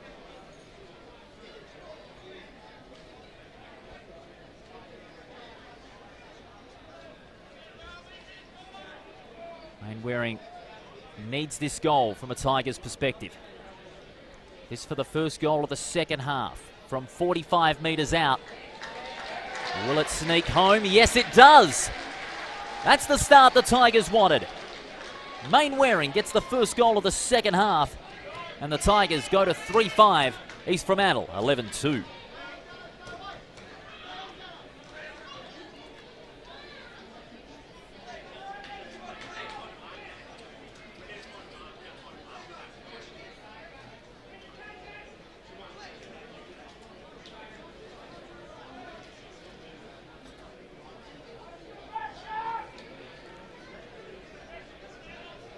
Well, that's the start that Claremont were after.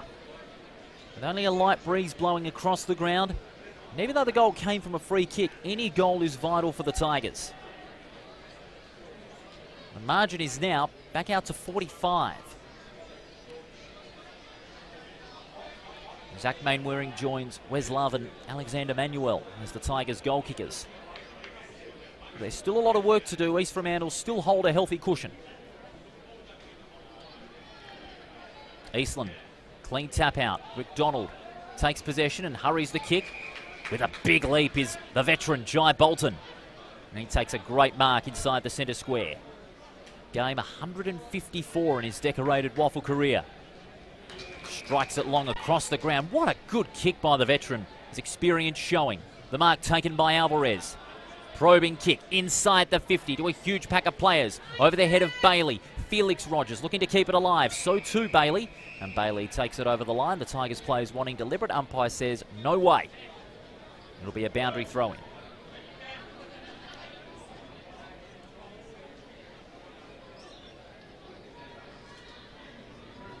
Be a throw-in in the Tigers' forward pocket. 3-5 plays 11-2. Eastland palms it down. Manuel. Rogers with the left foot from an impossible angle. It's not going to make the journey. And it's taken over the line for a behind. Straight away, Cleaver will bring it back into play. And it's marked by McDonald. McDonald on left half back. Will drop it short. And at full stretch, the South Australian, Fraser Turner. Another good game that he's played. Short to Schoenfeld.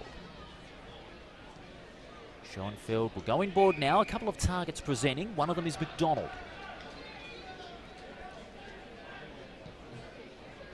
McDonald now will cut it back to the wing. And on the good lead is John O'Marsh. Marsh will pump it long towards half forward. One-on-one. In from the side, Hardesty with the spoil. Lawler goes over the top. Leggett, cleverly done to the running Murdoch. Goes with the outside of the boot if you don't mind. First goal for Milan Murdoch. And the Sharks first of the second half. They get the quick answer. And the Sharks go to 12-2, 74 to Claremont 3-6, 24. The margin's back to 50 points.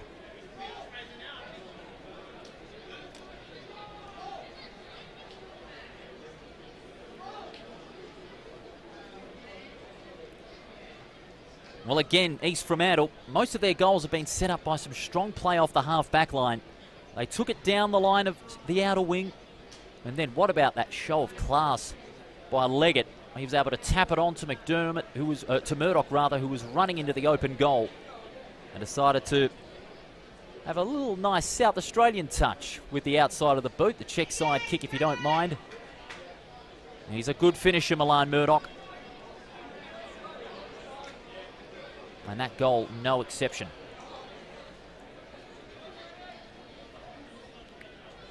"12 minutes gone in this third term. The Sharks have got it back up to 50. Eastland with that big leap. Gets the clean tap out. But it's Joyce who's first to it. Rogers unable to get the tackle, but he put on enough pressure to enforce the turnover by Joyce. It's marked by O'Connor, who in turn combines with Eastland and Davis. Long ball from Davis. Running back with the flight of the ball is Waterman, but brilliantly done there by Cleaver. Cleaver's kick, I'm afraid, is an absolute shocker. It's out of bounds on the full. And the free kick will be taken by Howard. Howard will send it long, inside 50. Manuel the intended target. Waterman out back. Tapped on by Marlin. Cleverly done to the running Baskerville. Baskerville goes short and spots up Joyce. Had Bennett going past, so too Jupp, but both ignored. Joyce will go across the ground. That's a well-judged kick to the running Baskerville.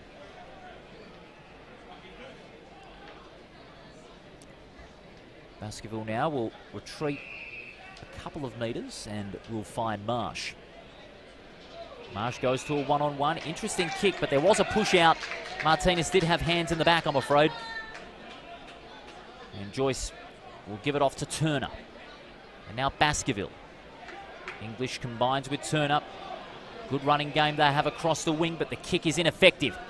And it's Howard who chops it up. Off the side of the boot, and Marsh takes the intercept mark. Pumps it long towards full forward. Hagan misses the mark, but he'll go into the open goal.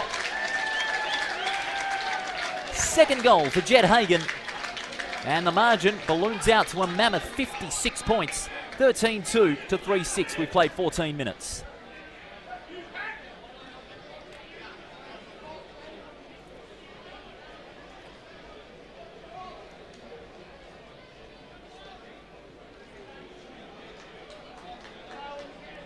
Well, Claremont just rushing their disposal at half-back. They've just got to settle the tempo down. East Fremantle, they're doing everything right.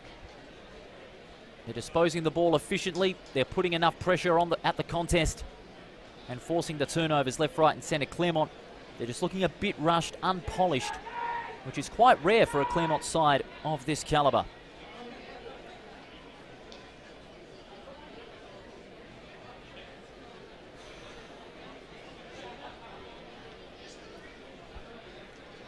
And East Fremantle just continuing to punish on the scoreboard.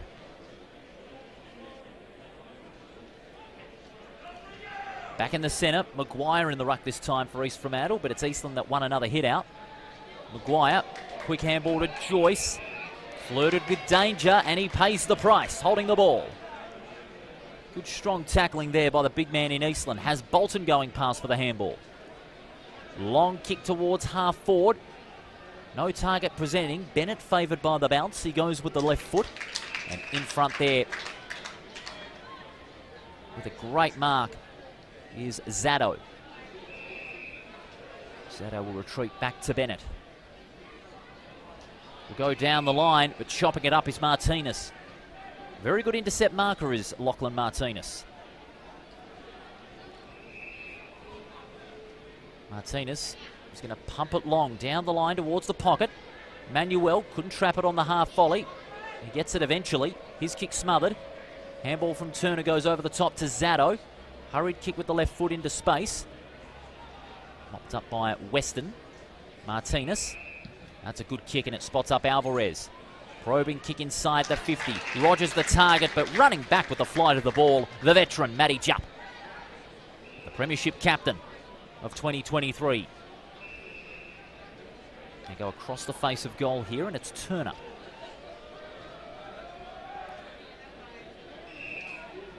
And now Jupp. Now controlling the tempo. They're playing the game on their terms here, are the Sharks. Offering a great lead is Jansen.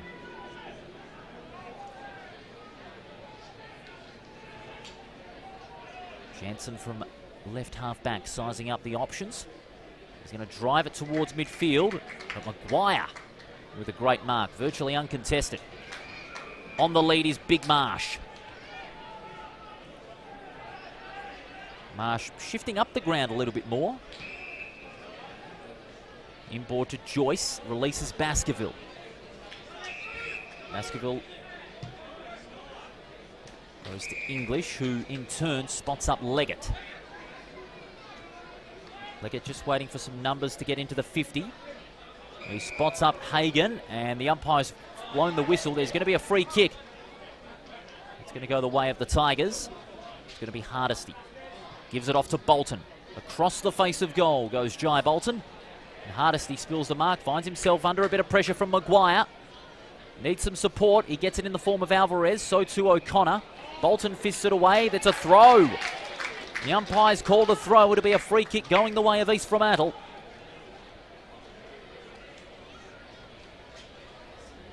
And it will be Ben Maguire. He'll have a shot for his first goal. This for a 62-point lead.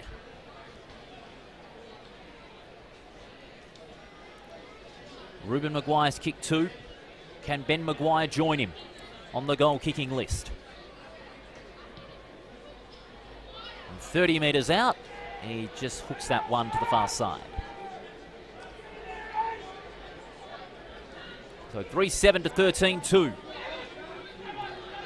Claremont setting up from their back line. Davis just got the kick away in time, but the pressure again just getting to Davis here. And the umpire will call for the ball.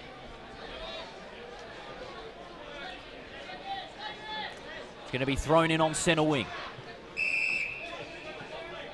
Umpire spotted a free kick. The non-controlling umpire will go the way of East Fremantle through Murdoch. Quickly spots up Cleaver with the handball. Goes over the top to English. Punishing kick inside the 50. Leggett in front. Almost got it in with the one hand. And it's going to be held up in the Sharks forward 50. Around about 48 metres out from their goal. 2-1 in this third term. Love takes it and pumps it out of the defensive 50.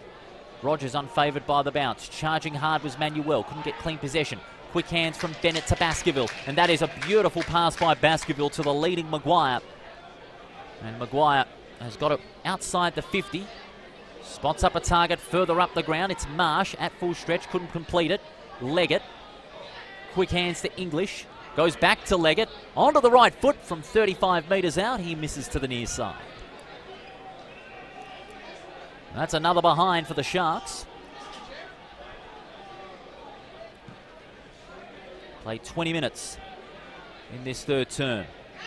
Long ball towards the centre square. Getting on the end of it is Bryant. Bryant's kick is a good one. Will Rogers get the sit? He does. Has some targets presenting in the 50. Rogers' kick intended for Evans. Evans gets the handball. Manuel dribbles towards goal. It's bouncing, and that's a much-needed goal for Claremont. Manuel gets his second goal. And they go to 4-6-30, the Tigers, to the Sharks 13-4-82. We played almost 21 minutes in this third term.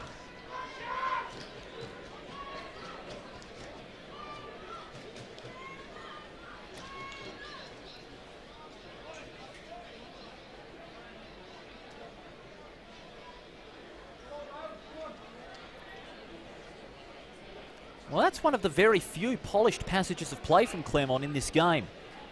They're able to find their way through half-back. And then the likes of Evans and Rogers are just able to continue that hard-running game. That run and carry has been something that's been missing for the Tigers all throughout the afternoon, but that was really the first time that their run and carry sent them towards goal without any panic and without any pressure from East Fremantle. It's been few and far between for the Tigers this afternoon. 4-6 plays 13-4. We're into time on in this third term. England kicks high towards the outer wing. Schoenfeld and Alvarez one-on-one. Numbers converging on the football. Mountford, good hands to England. Running towards half forward with two bouncers. Punishing kick. Goes looking for Evans. Couldn't keep his feet. Turner in the vicinity. Maybe could have marked that. Turner goes over the top. Marlin just keeps it in narrowly and got the kick away in time. Martinez runs out of room this time. And we'll have a boundary throw-in just outside the Tigers' 50.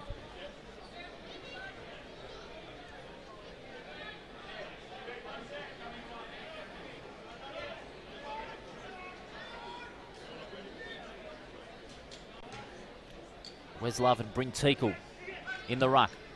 Palm down by Love, but only as far as Turner. Turner's kicks a high one, but Martinez chops it up. Long ball from Martinez inside the 50, one-on-one. Mainwaring got hands to it. He was wanting the free kick. The umpire letting it go, and we'll have a boundary throw-in in the Tigers' forward pocket for a second time.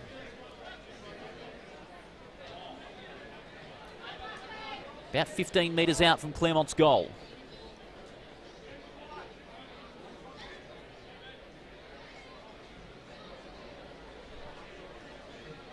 Teakle in front position. Mainwaring unfavoured by the bounce. Cleaver mops it up.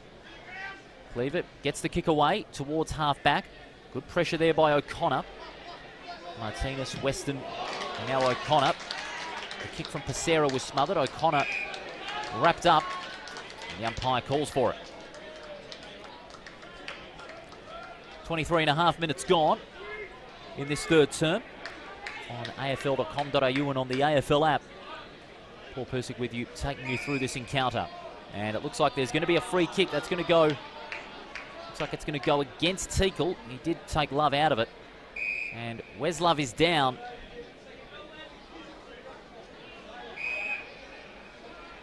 And it looks like we're going to have a delay in the game here. Wes Love is up on his feet.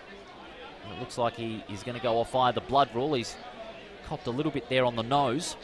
So he'll have to come off under the blood rule. So Lachlan Martinez will take the free kick for Claremont on half forward.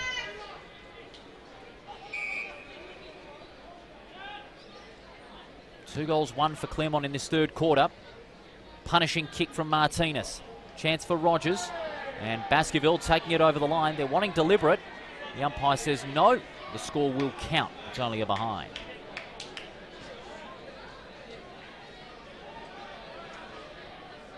Four-7 plays, 13-4. The dying embers of this third term. Bennett will send it long towards the wing. That's not a bad sort of a kick. That was well spotted. Lawler takes the uncontested mark and sends it down the line. It's intended for Maguire. Schoenfeld. Now McDonald combines with English. Probing kick towards half forward. Marsh caught behind. And it's England taking a great mark. Now Davis. Go across the face of goal here. And it's Bryant, the first gamer. And now Howard. Howard has Weston going past. Long ball down the line. Rogers using the body. Luckily not to concede the free kick. And that ball just slips through his fingers. But providing great support there was Alvarez. Gives it off to Rogers, who goes inboard and spots up Mountford. Mountford, a couple of targets presenting. He elects to go to a 2-on-1. Manuel got hands to it, but out the back there was Turner. Manuel couldn't get the kick away. He went one way when he should have went the other. And Baskerville wraps him up in the tackle. He'll get the free kick in the back pocket.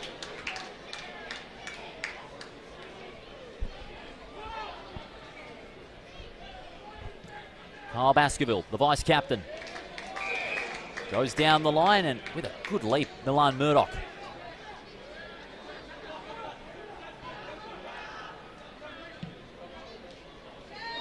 Murdoch goes looking for Joyce, worried out of it by Martinez, and taken over the line. We'll have a throw-in on centre wing. Both sides have kicked 2 goals in this third term. Under the last couple of minutes.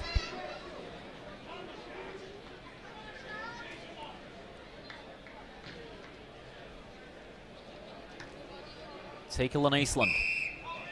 And the umpire's blown the whistle. That's going to be a free kick. That's going to go the way of East Fremantle. It'll be Bryn Teakle that has it. He's got the ball on the defensive side of centre. Short ball to Murdoch. Murdoch goes down the line. Leap from the side, Zato. Marsh lays the tackle on Davis, and Marsh will get the free kick. Tackling has been immense for East Fremantle today. Marsh, punishing kick to the hot spot. Big leap from Benning, gets the fist away. Hardesty over the top to Alvarez. Alvarez sends it long out towards the defensive side. Jump unfavoured by the bounce. Rogers toe pokes it off the ground. Now Joyce will mop it up. Bailey. Bailey goes inboard. And taking the mark there is Teakle.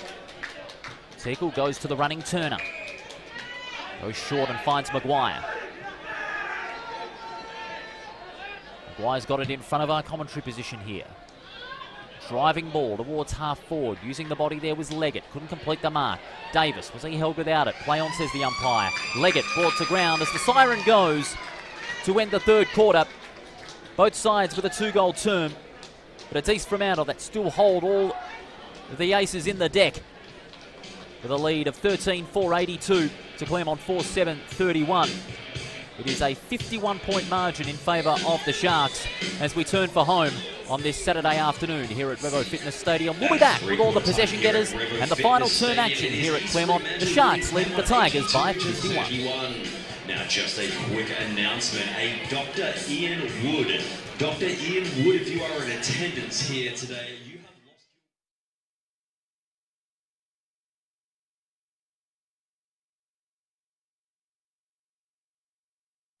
This WAFL stream is brought to you by Maxxis Tyres.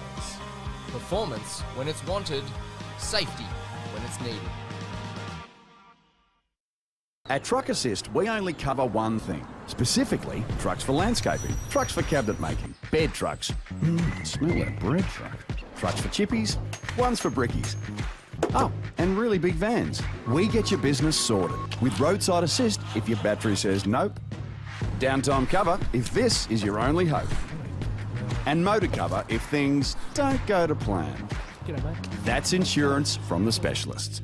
Truck Assist, it's what we do. Maxxis Tyres.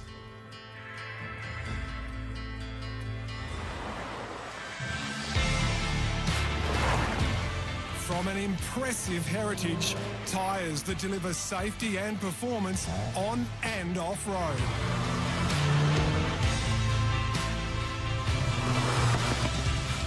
Maxxis Tyres. Performance when it's wanted, safety when it's needed.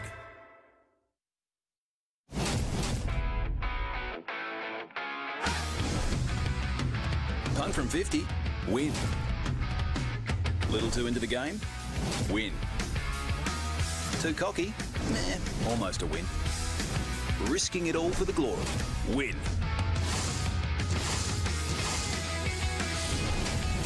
It's win-win at the WAFL. Great footy, food and entertainment. Find out more at waffle.com.au. Hi, Shell. Shell has high blood pressure and the rising cost of living certainly doesn't help. Annie manages her diabetes with good nutrition, but fresh fruit and veg prices keep rising. And Jack has high cholesterol, but nothing is higher than his pet bills. That's why they save more money every year by getting their prescriptions from Chemist Warehouse. And you will too. Head online or look for our price list in-store to see how much you'll save. Chemist Warehouse, discounting prescriptions every day. I love a sunburnt country. A land of sweeping plains. Of ragged mountain ranges. Of drought and flooding rains. When the lucky country isn't so lucky. Lucky you're with Amy. The stadium is the host. Draw the battle lines. You acknowledge your opponent on the field and in the stands. You hear that deafening chant. It's sometimes just one among the many. It's them that unites us. Bring them on.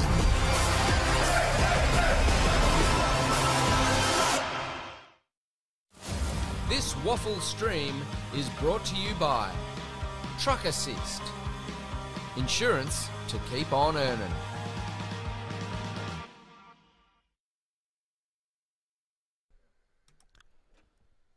Turning for home here at Revo Fitness Stadium on Saturday football, round 2 of the WAFL, and it is East Fremantle with a mammoth 51-point lead over the Tigers, 13-4-82 to 4-7-31. In the other games, we'll bring you some score updates from the other games in round 2. West Perth have gotten off to a hot start against Perth at Pensionet Stadium in Joondalup. They lead 7-3-45 to Perth 1-1-7. Jasper Scaife, in only his second league game, has got 3 goals. In Leederville, Sullivan Logistics Stadium, East Perth playing Swan Districts. And it is East Perth leading by 11 over the Swans at three-quarter time. And the earlier game that was completed at Mineral Resources Park, South Fremantle with a big convincing win over the Eagles. 22-11, 143 to the Eagles, 87-55. But here at Revo Fitness Stadium, the Sharks again looking dominant, even though they weren't as prolific on the scoreboard, only a 2-goal 3 third term to Claremont's 2 goals 2. Please make your ways to the stands and make a lot of noise. East Fremantle still doing everything right, putting on the pressure. Their tackling has been terrific. They've had 2 more tackles to Claremont, then Claremont. They've had 1 less inside 50, but just the way they've been able to set it up from their centre clearance game, which has been nothing short of brilliant.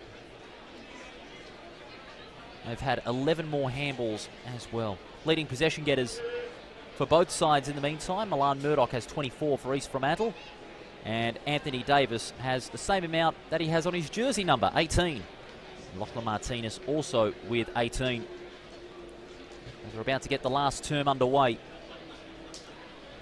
East Fremantle, they've got a big head of steam through this big lead, 51 points. Claremont, well, they've got to get off to a big start because it looks like East Fremantle, they laid the foundation for what could be a big victory off that first quarter.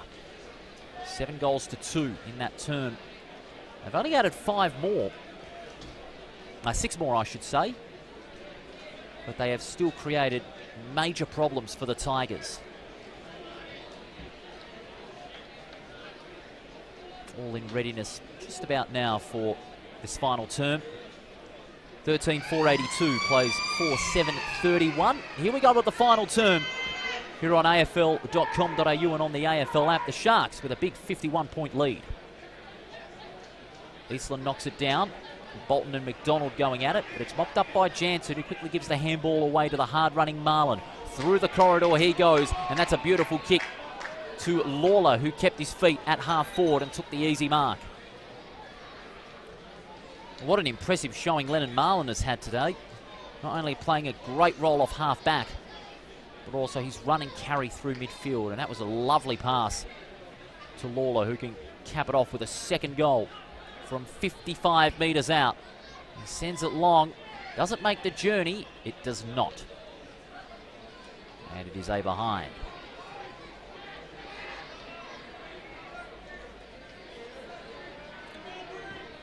13-5 to 4-7 as Martinez brings it back into play. Over the head of the intended target in Davis. Evans charges at the football. Handball into space. Murdoch mops up. And getting on the end of it now is Baskerville, who kicks towards the pocket. Hagan hugging the boundary line. Goes with the outside of the boot, and a great finish for Jed Hagan. Hagan gets his 3rd goal. And it's safe to say, signed, sealed and delivered East Fremantle. They go to 14-5. And Claremont are at 4-7. They lead it by 10 goals, East Fremantle. And Jed Hagan has goal number 3 inside the first minute and a half of this last term. Again, the forward pressure of East Fremantle really telling the tale in this game. Not giving Claremont any chance to break free from the defensive half. And then a fine goal by Jed Hagan. Keeping the ball in play, showing his versatility, and able to go with the outside of the boot for a great finish. And net goal number 3.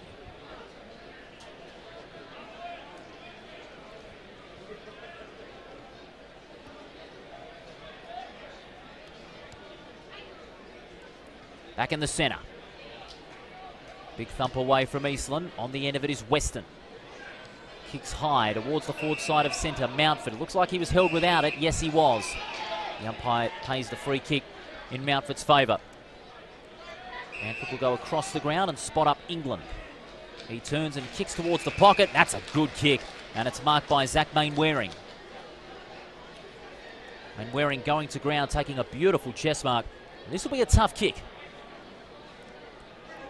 And that is another one of the very few passages of play where Claremont have been able to get the centre clearance and kick to targets. They've looked pretty rushed when disposing the football from defence into attack. And that's often resulted in defensive turnovers, but not this time. Can Mainwaring cap it off with his second goal? It's a tough kick. He's gotten onto it, but just offline.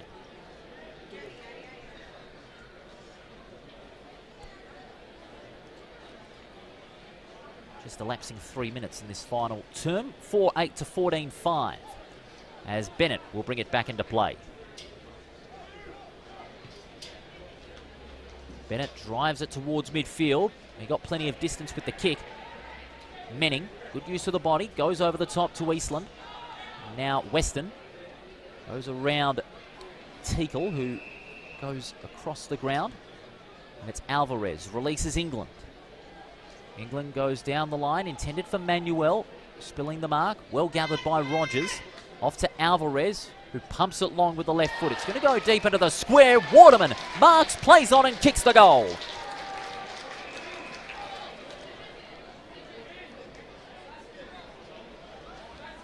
Or has he?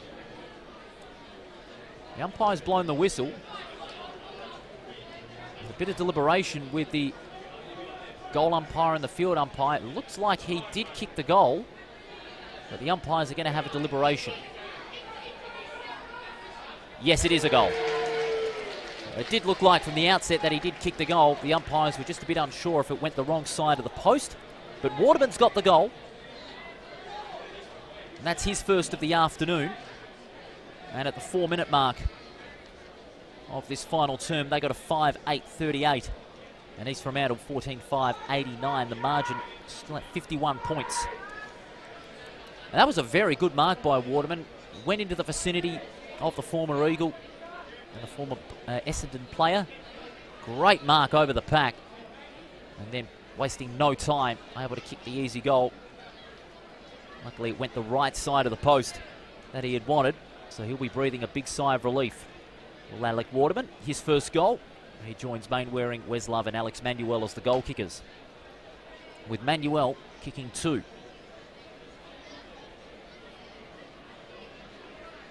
(14-5) plays 5-8 here at Revo Fitness Stadium. Knocking it down was Eastland. On the end of it is McDonald. He's brought to ground on the tackle. Play on, says the umpire. Bryant. Oh, heavy collision there. Waterman wrapped up in the tackle, and again East Fremantle find the open player at the contest in English. Now McDonald, a floater now. It's a brilliant mark taken by Zato. Zato down the line towards half forward, leg it in front. The umpire's blown the whistle. It's a free kick. Advantage is paid. Through the traffic goes Leggett, pumps it long from 52 metres out, and he's missed.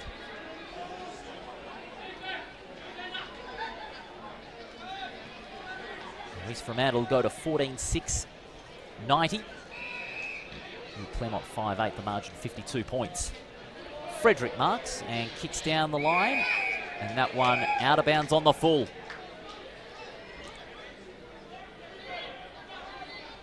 So East Fremantle will look to penetrate the forward 50 through Maguire.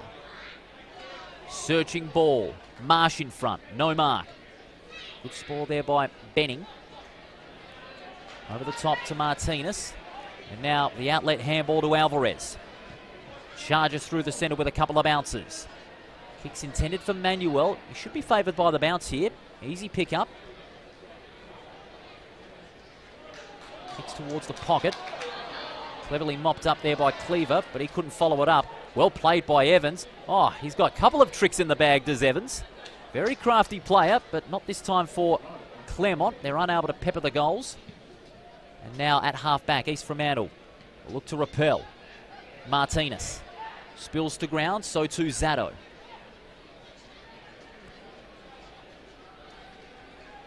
Now, Bryant. Sarah with the kick. Goes only as far as Marsh. Jupp, rather. Jupp's kick finds Cleaver, who goes inboard. Joyce, under a bit of pressure from the Claremont defender. Ball spills to ground. Howard. Bolton.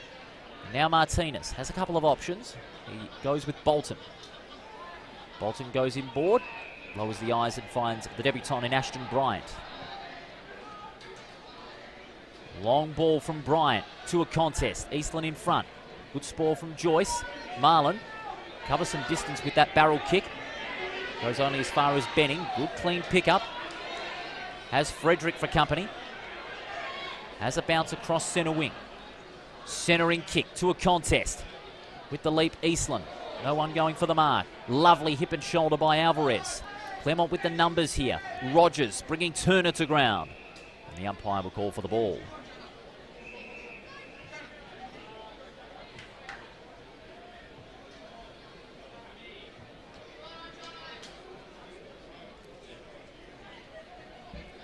Now 25 metres out from the Tigers' goal. Eastland grabs it and throws it on the boot. It's out towards the pocket, spoiled by Jupp from behind. And again the Sharks repel only as far as Bolton. A spectacular mark from the veteran, showing he's lost no spring in his step. The kick from Pacera out to the tip of the goal square. Great spoil there from Marlin. East Fremantle with the numbers at the front of this contest.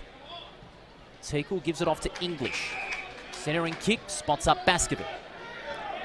Baskerville goes inboard, and they've broken free here, East Fremantle. Joyce to Maguire, has a bounce, runs to 50 with two bounces. He'll go over the top, leg it into the open goal, and as easy as you like. Second goal for Cody Leggett. And East Fremantle, they've got both feet and both hands on victory today. They go to 15-6-96. Claremont 5-8-38. We've played almost 10 minutes in this final term. East Fremantle on their way to a big, big victory. And of course, they'll be back on even terms as far as their premiership points are concerned. Again, like most of the Sharks' goals this afternoon, they were able to set up by the turnover across half-back, playing it through the corridor. Claremont just not having the numbers, bringing those numbers back up quickly enough. Try and combat the Sharks' run and carry through the midfield and inside 50. Sharks being too good all over today.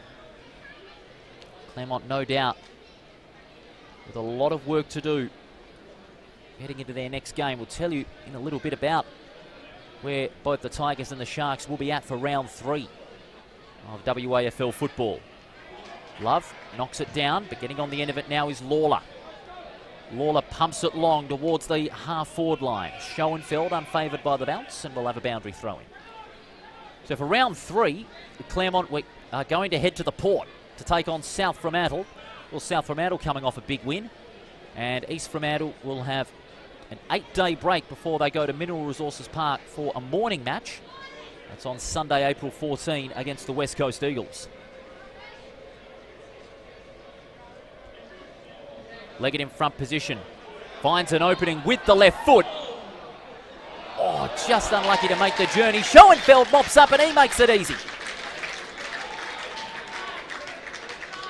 So Schoenfeld kicks his second goal.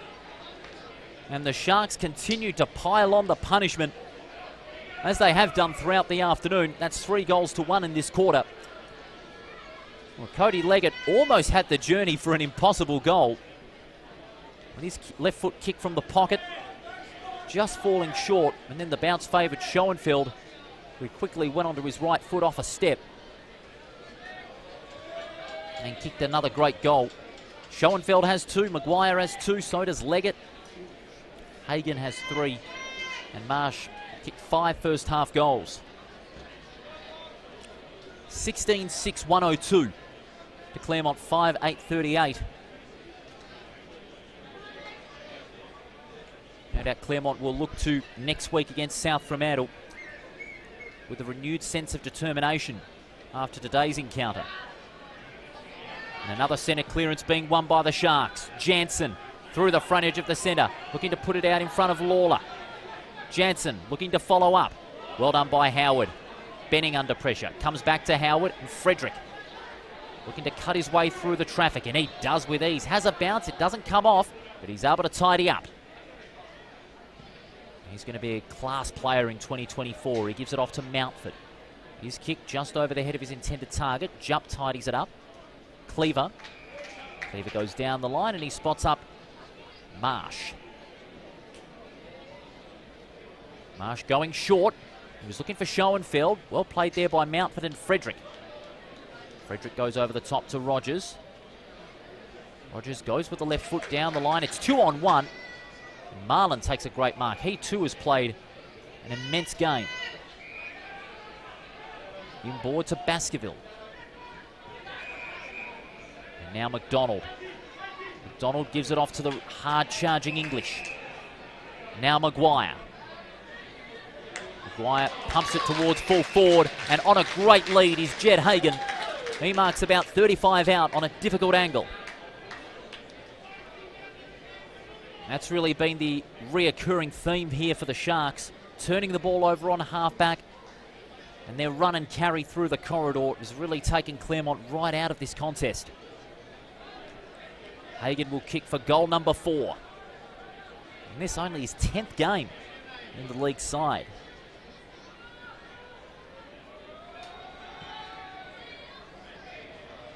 And he's just hooked that one to the near side. And only one behind. 16-7 to 5-8 in favour of the East Fremantle side. Not only they'll be back on even terms, but this big win will give them a very healthy chunk of percentage. Teakle goes up, takes a good mark. Immediately takes off towards half forward. Centering kick towards a one-on-one. Frederick toe pokes off the ground. Would be only as far as McDonald. Hurries onto the left foot, and that's not a bad sort of a kick. English spilt the mark. There were 3 Sharks going at it. Howard wrapped up in the tackle, and it'll be a ball up inside 50.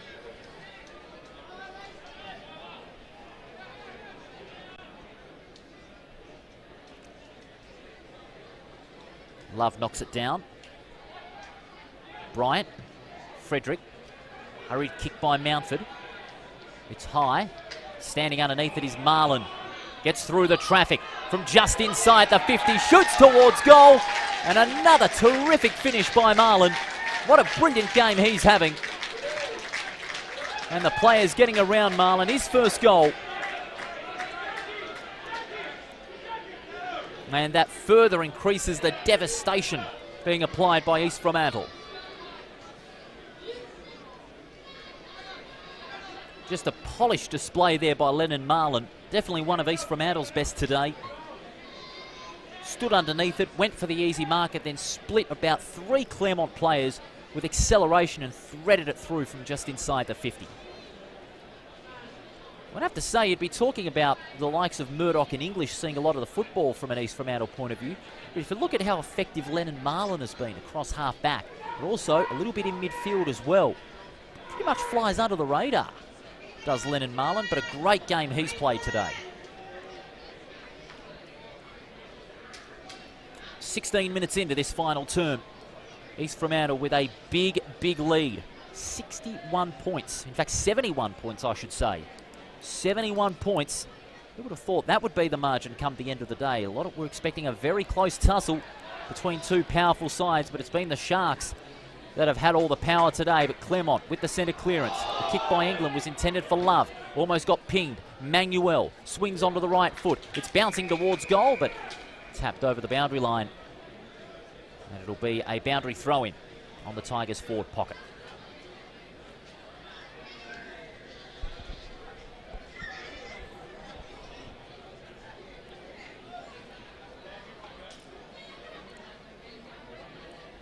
The Eastland and Teakle. Eastland knocks it down in the path of Mainwaring. Dunscombe.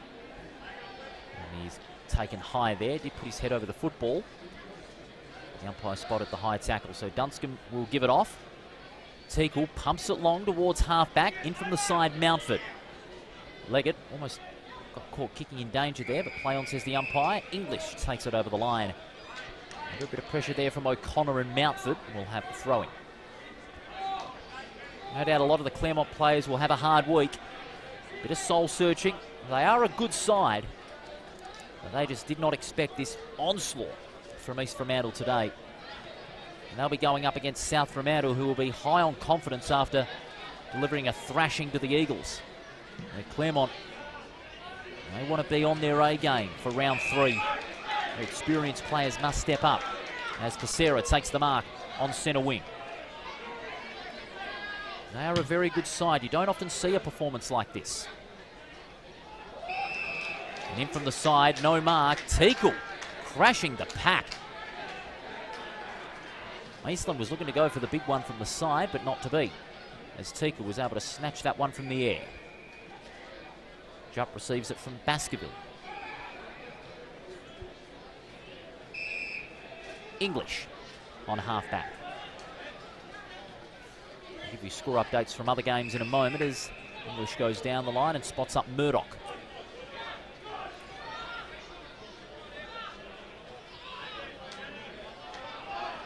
Murdoch sizing up the options, but he has to play on. Short to Jupp. Going to go across the face of goal. Baskerville. Jupp now switching up the play. Hagan, he's got 3 goals today. He finds English. English going inboard into dangerous territory, and the mark's taken by Rogers. Bailey Rogers, former Sandover medalist. Spots up Martinez. He'll go inboard. Bolton. Bolton sets it up now. Jupp in front. Rogers goes with the left foot. It's a hurried kick. Evans. English worried out of it. Quick hands to Hagan. And the Sharks again are away. Marsh. He'll go across the ground here and spot up Schoenfeld. Schoenfeld down the line. Lawler. Lawler puts it high for Hagan. That is a beautiful kick. And the mark by Hagan running back with the fly to the ball. And he has a chance to make it goal number 4 from another tight angle, but this time on the right forward pocket. And that again was all down to the Sharks set up off half-back, taking the game on through the corridor. And Claremont again just not having any answer. That's really where the main supply of goal has been coming from. The main supply towards goal, the turnovers off half-back, and their midfielders doing the great work through the corridor. And the mark from Hagan, another great piece of polished football. Can Hagan make it 4 goals for the day? You better believe he can. Hagan has goal number 4. And East Fremantle steering their way to an emphatic victory here today, 18-7 to 5-8. We've played almost 21 minutes in this final term.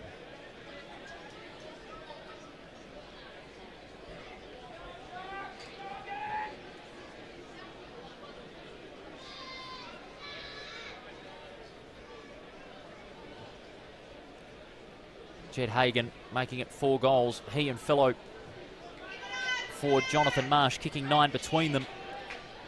Looks like Marsh providing the supply in the first half, and Hagan providing the supply in the second half. And they've got 9 between them. Well, Marsh has had a couple of stints up in midfield as well.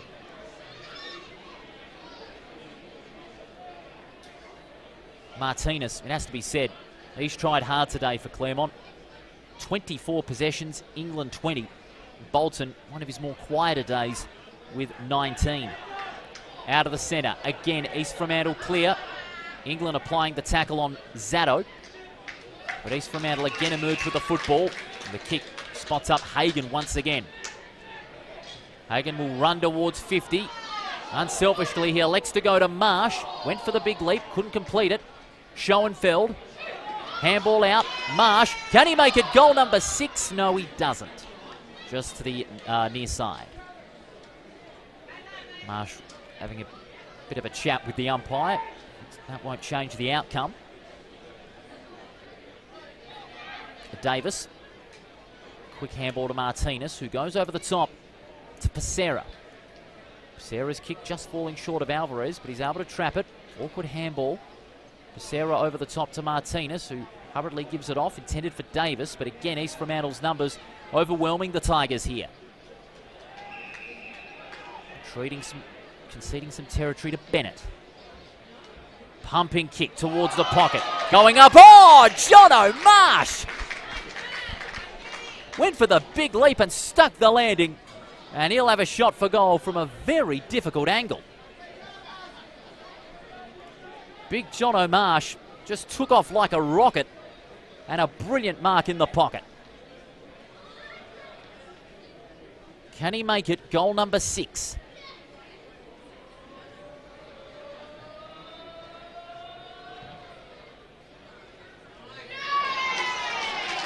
What more can you say?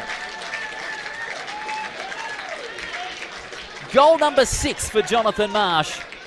He's having a marvellous afternoon. And at the 22-minute mark, East Fremantle are just continuing on with this poetic devastation.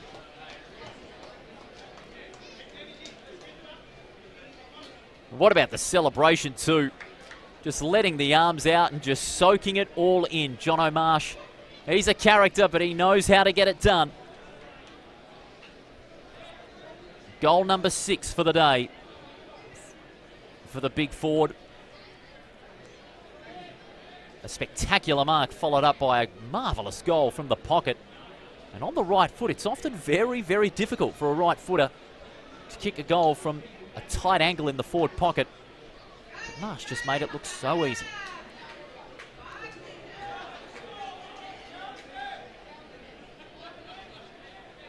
(19-8) plays 5-8. Bolton. He's brought to ground on the tackle. That's his 20th touch.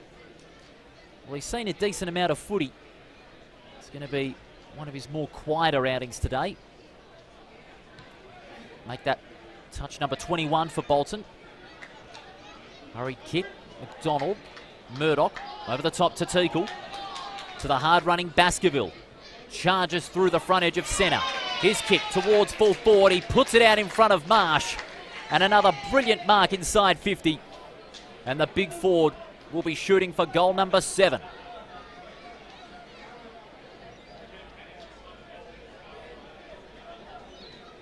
East Fremantle have just been able to kick to their targets brilliantly today. Their efficiency has been nothing short of brilliant from those key midfielders. Can Marsh make it? A 90-point margin from just inside the 50. He has done it again. Number 7 for big Jono Marsh. What a game he's having.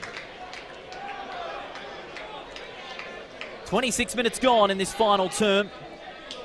The margin is 90 points here at Revo Fitness Stadium. 28-128 to 5-8-38. As Marsh receives a tremendous amount of applause from the Sharks faithful here today. And rightfully so. What a game he's played. 7 goals in a day out.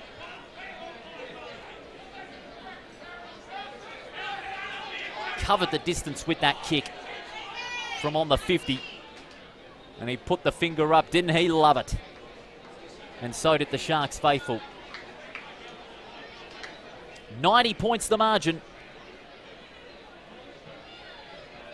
Claremont waiting for the siren to blow.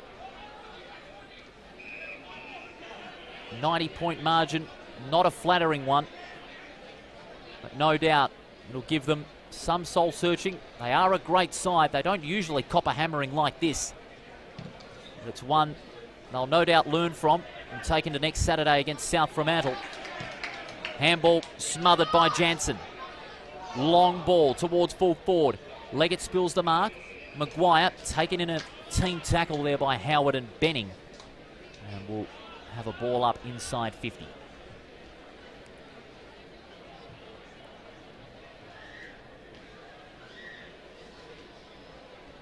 Teakle knocks it down. Rogers hurries the kick towards centre. Mainwaring spills the mark. Bennett, high ball towards full forward. Leaping in from the side was Hagan. Schoenfeld with the handball. Cutting through the traffic brilliantly, Maguire. Centering kick, spots up Jansen. And a terrific mark by Jansen on the chest at about 45 out from goal. Jared Jansen. He will kick to make it 96 points. He's directly in front.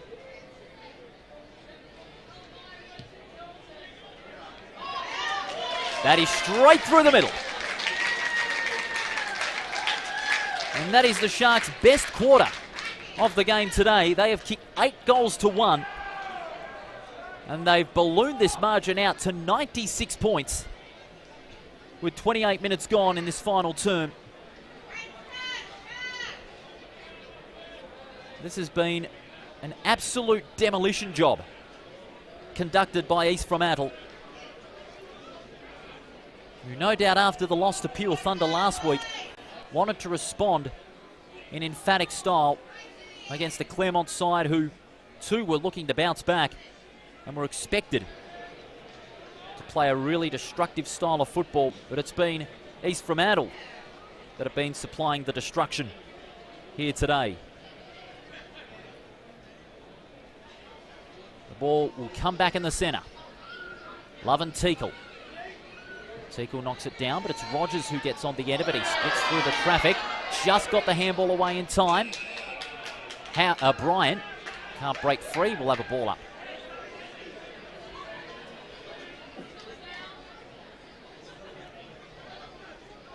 On centre wing. Teakle with the palm down. English through the traffic. Quick hands to Murdoch. Under a bit of pressure. Well done there by Love, storming into the contest. Bryant, lovely hands. Rogers, out to Alvarez. Weston, sizing up the options inside 50. Kicks long, and the 2 number 8s going at it, but it's Jupp, who's just cramping up a little bit there, but he marks. Switches up the play towards half-back, and it's marked by English. Retreating to the defensive 50, and he spots up Bailey. Turner. And now Jupp. Jupp's kick was a bit of a wobbler. Good pick up by Weston. Over the top to Martinez. Long ball inside the 50. Who's going to go for the leap? It's Jupp. Couldn't complete it. Good pressure applied by Mainwaring. Wanting holding the ball. It's plucked out. Mainwaring. Handball to Rogers. Pulls it back across the body. That is a brilliant goal by Bailey Rogers. That's his first. But a late consolation for the Tigers.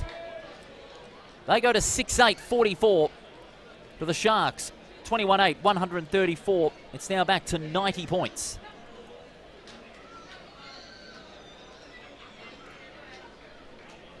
Oh, it's one of the few more positive moments for Claremont in this game. They've been few and far between. The ball plucked out the back of the contest. And Bailey Rogers finding an opening, showing the class that has won him a sand over medal. And snapping on the right foot for an easy goal.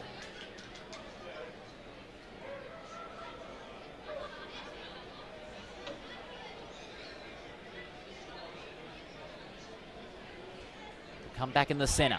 30 minutes gone in this final term. At the back, McDonald. Looping handball over the top to Jansen. Time for more, perhaps. Big spoil from behind. Howard applying the tackle. Good hands by Davis. Benning. Awkward handball. Martinez looking to tap it out into space. Tackle applied there by Lawler, and we'll have a ball up.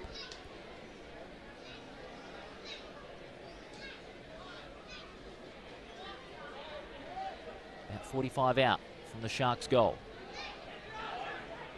Jansen through the traffic, quick hands. Hagan for goal number 5. He's missed to the near side. So the margin now out to 91 points.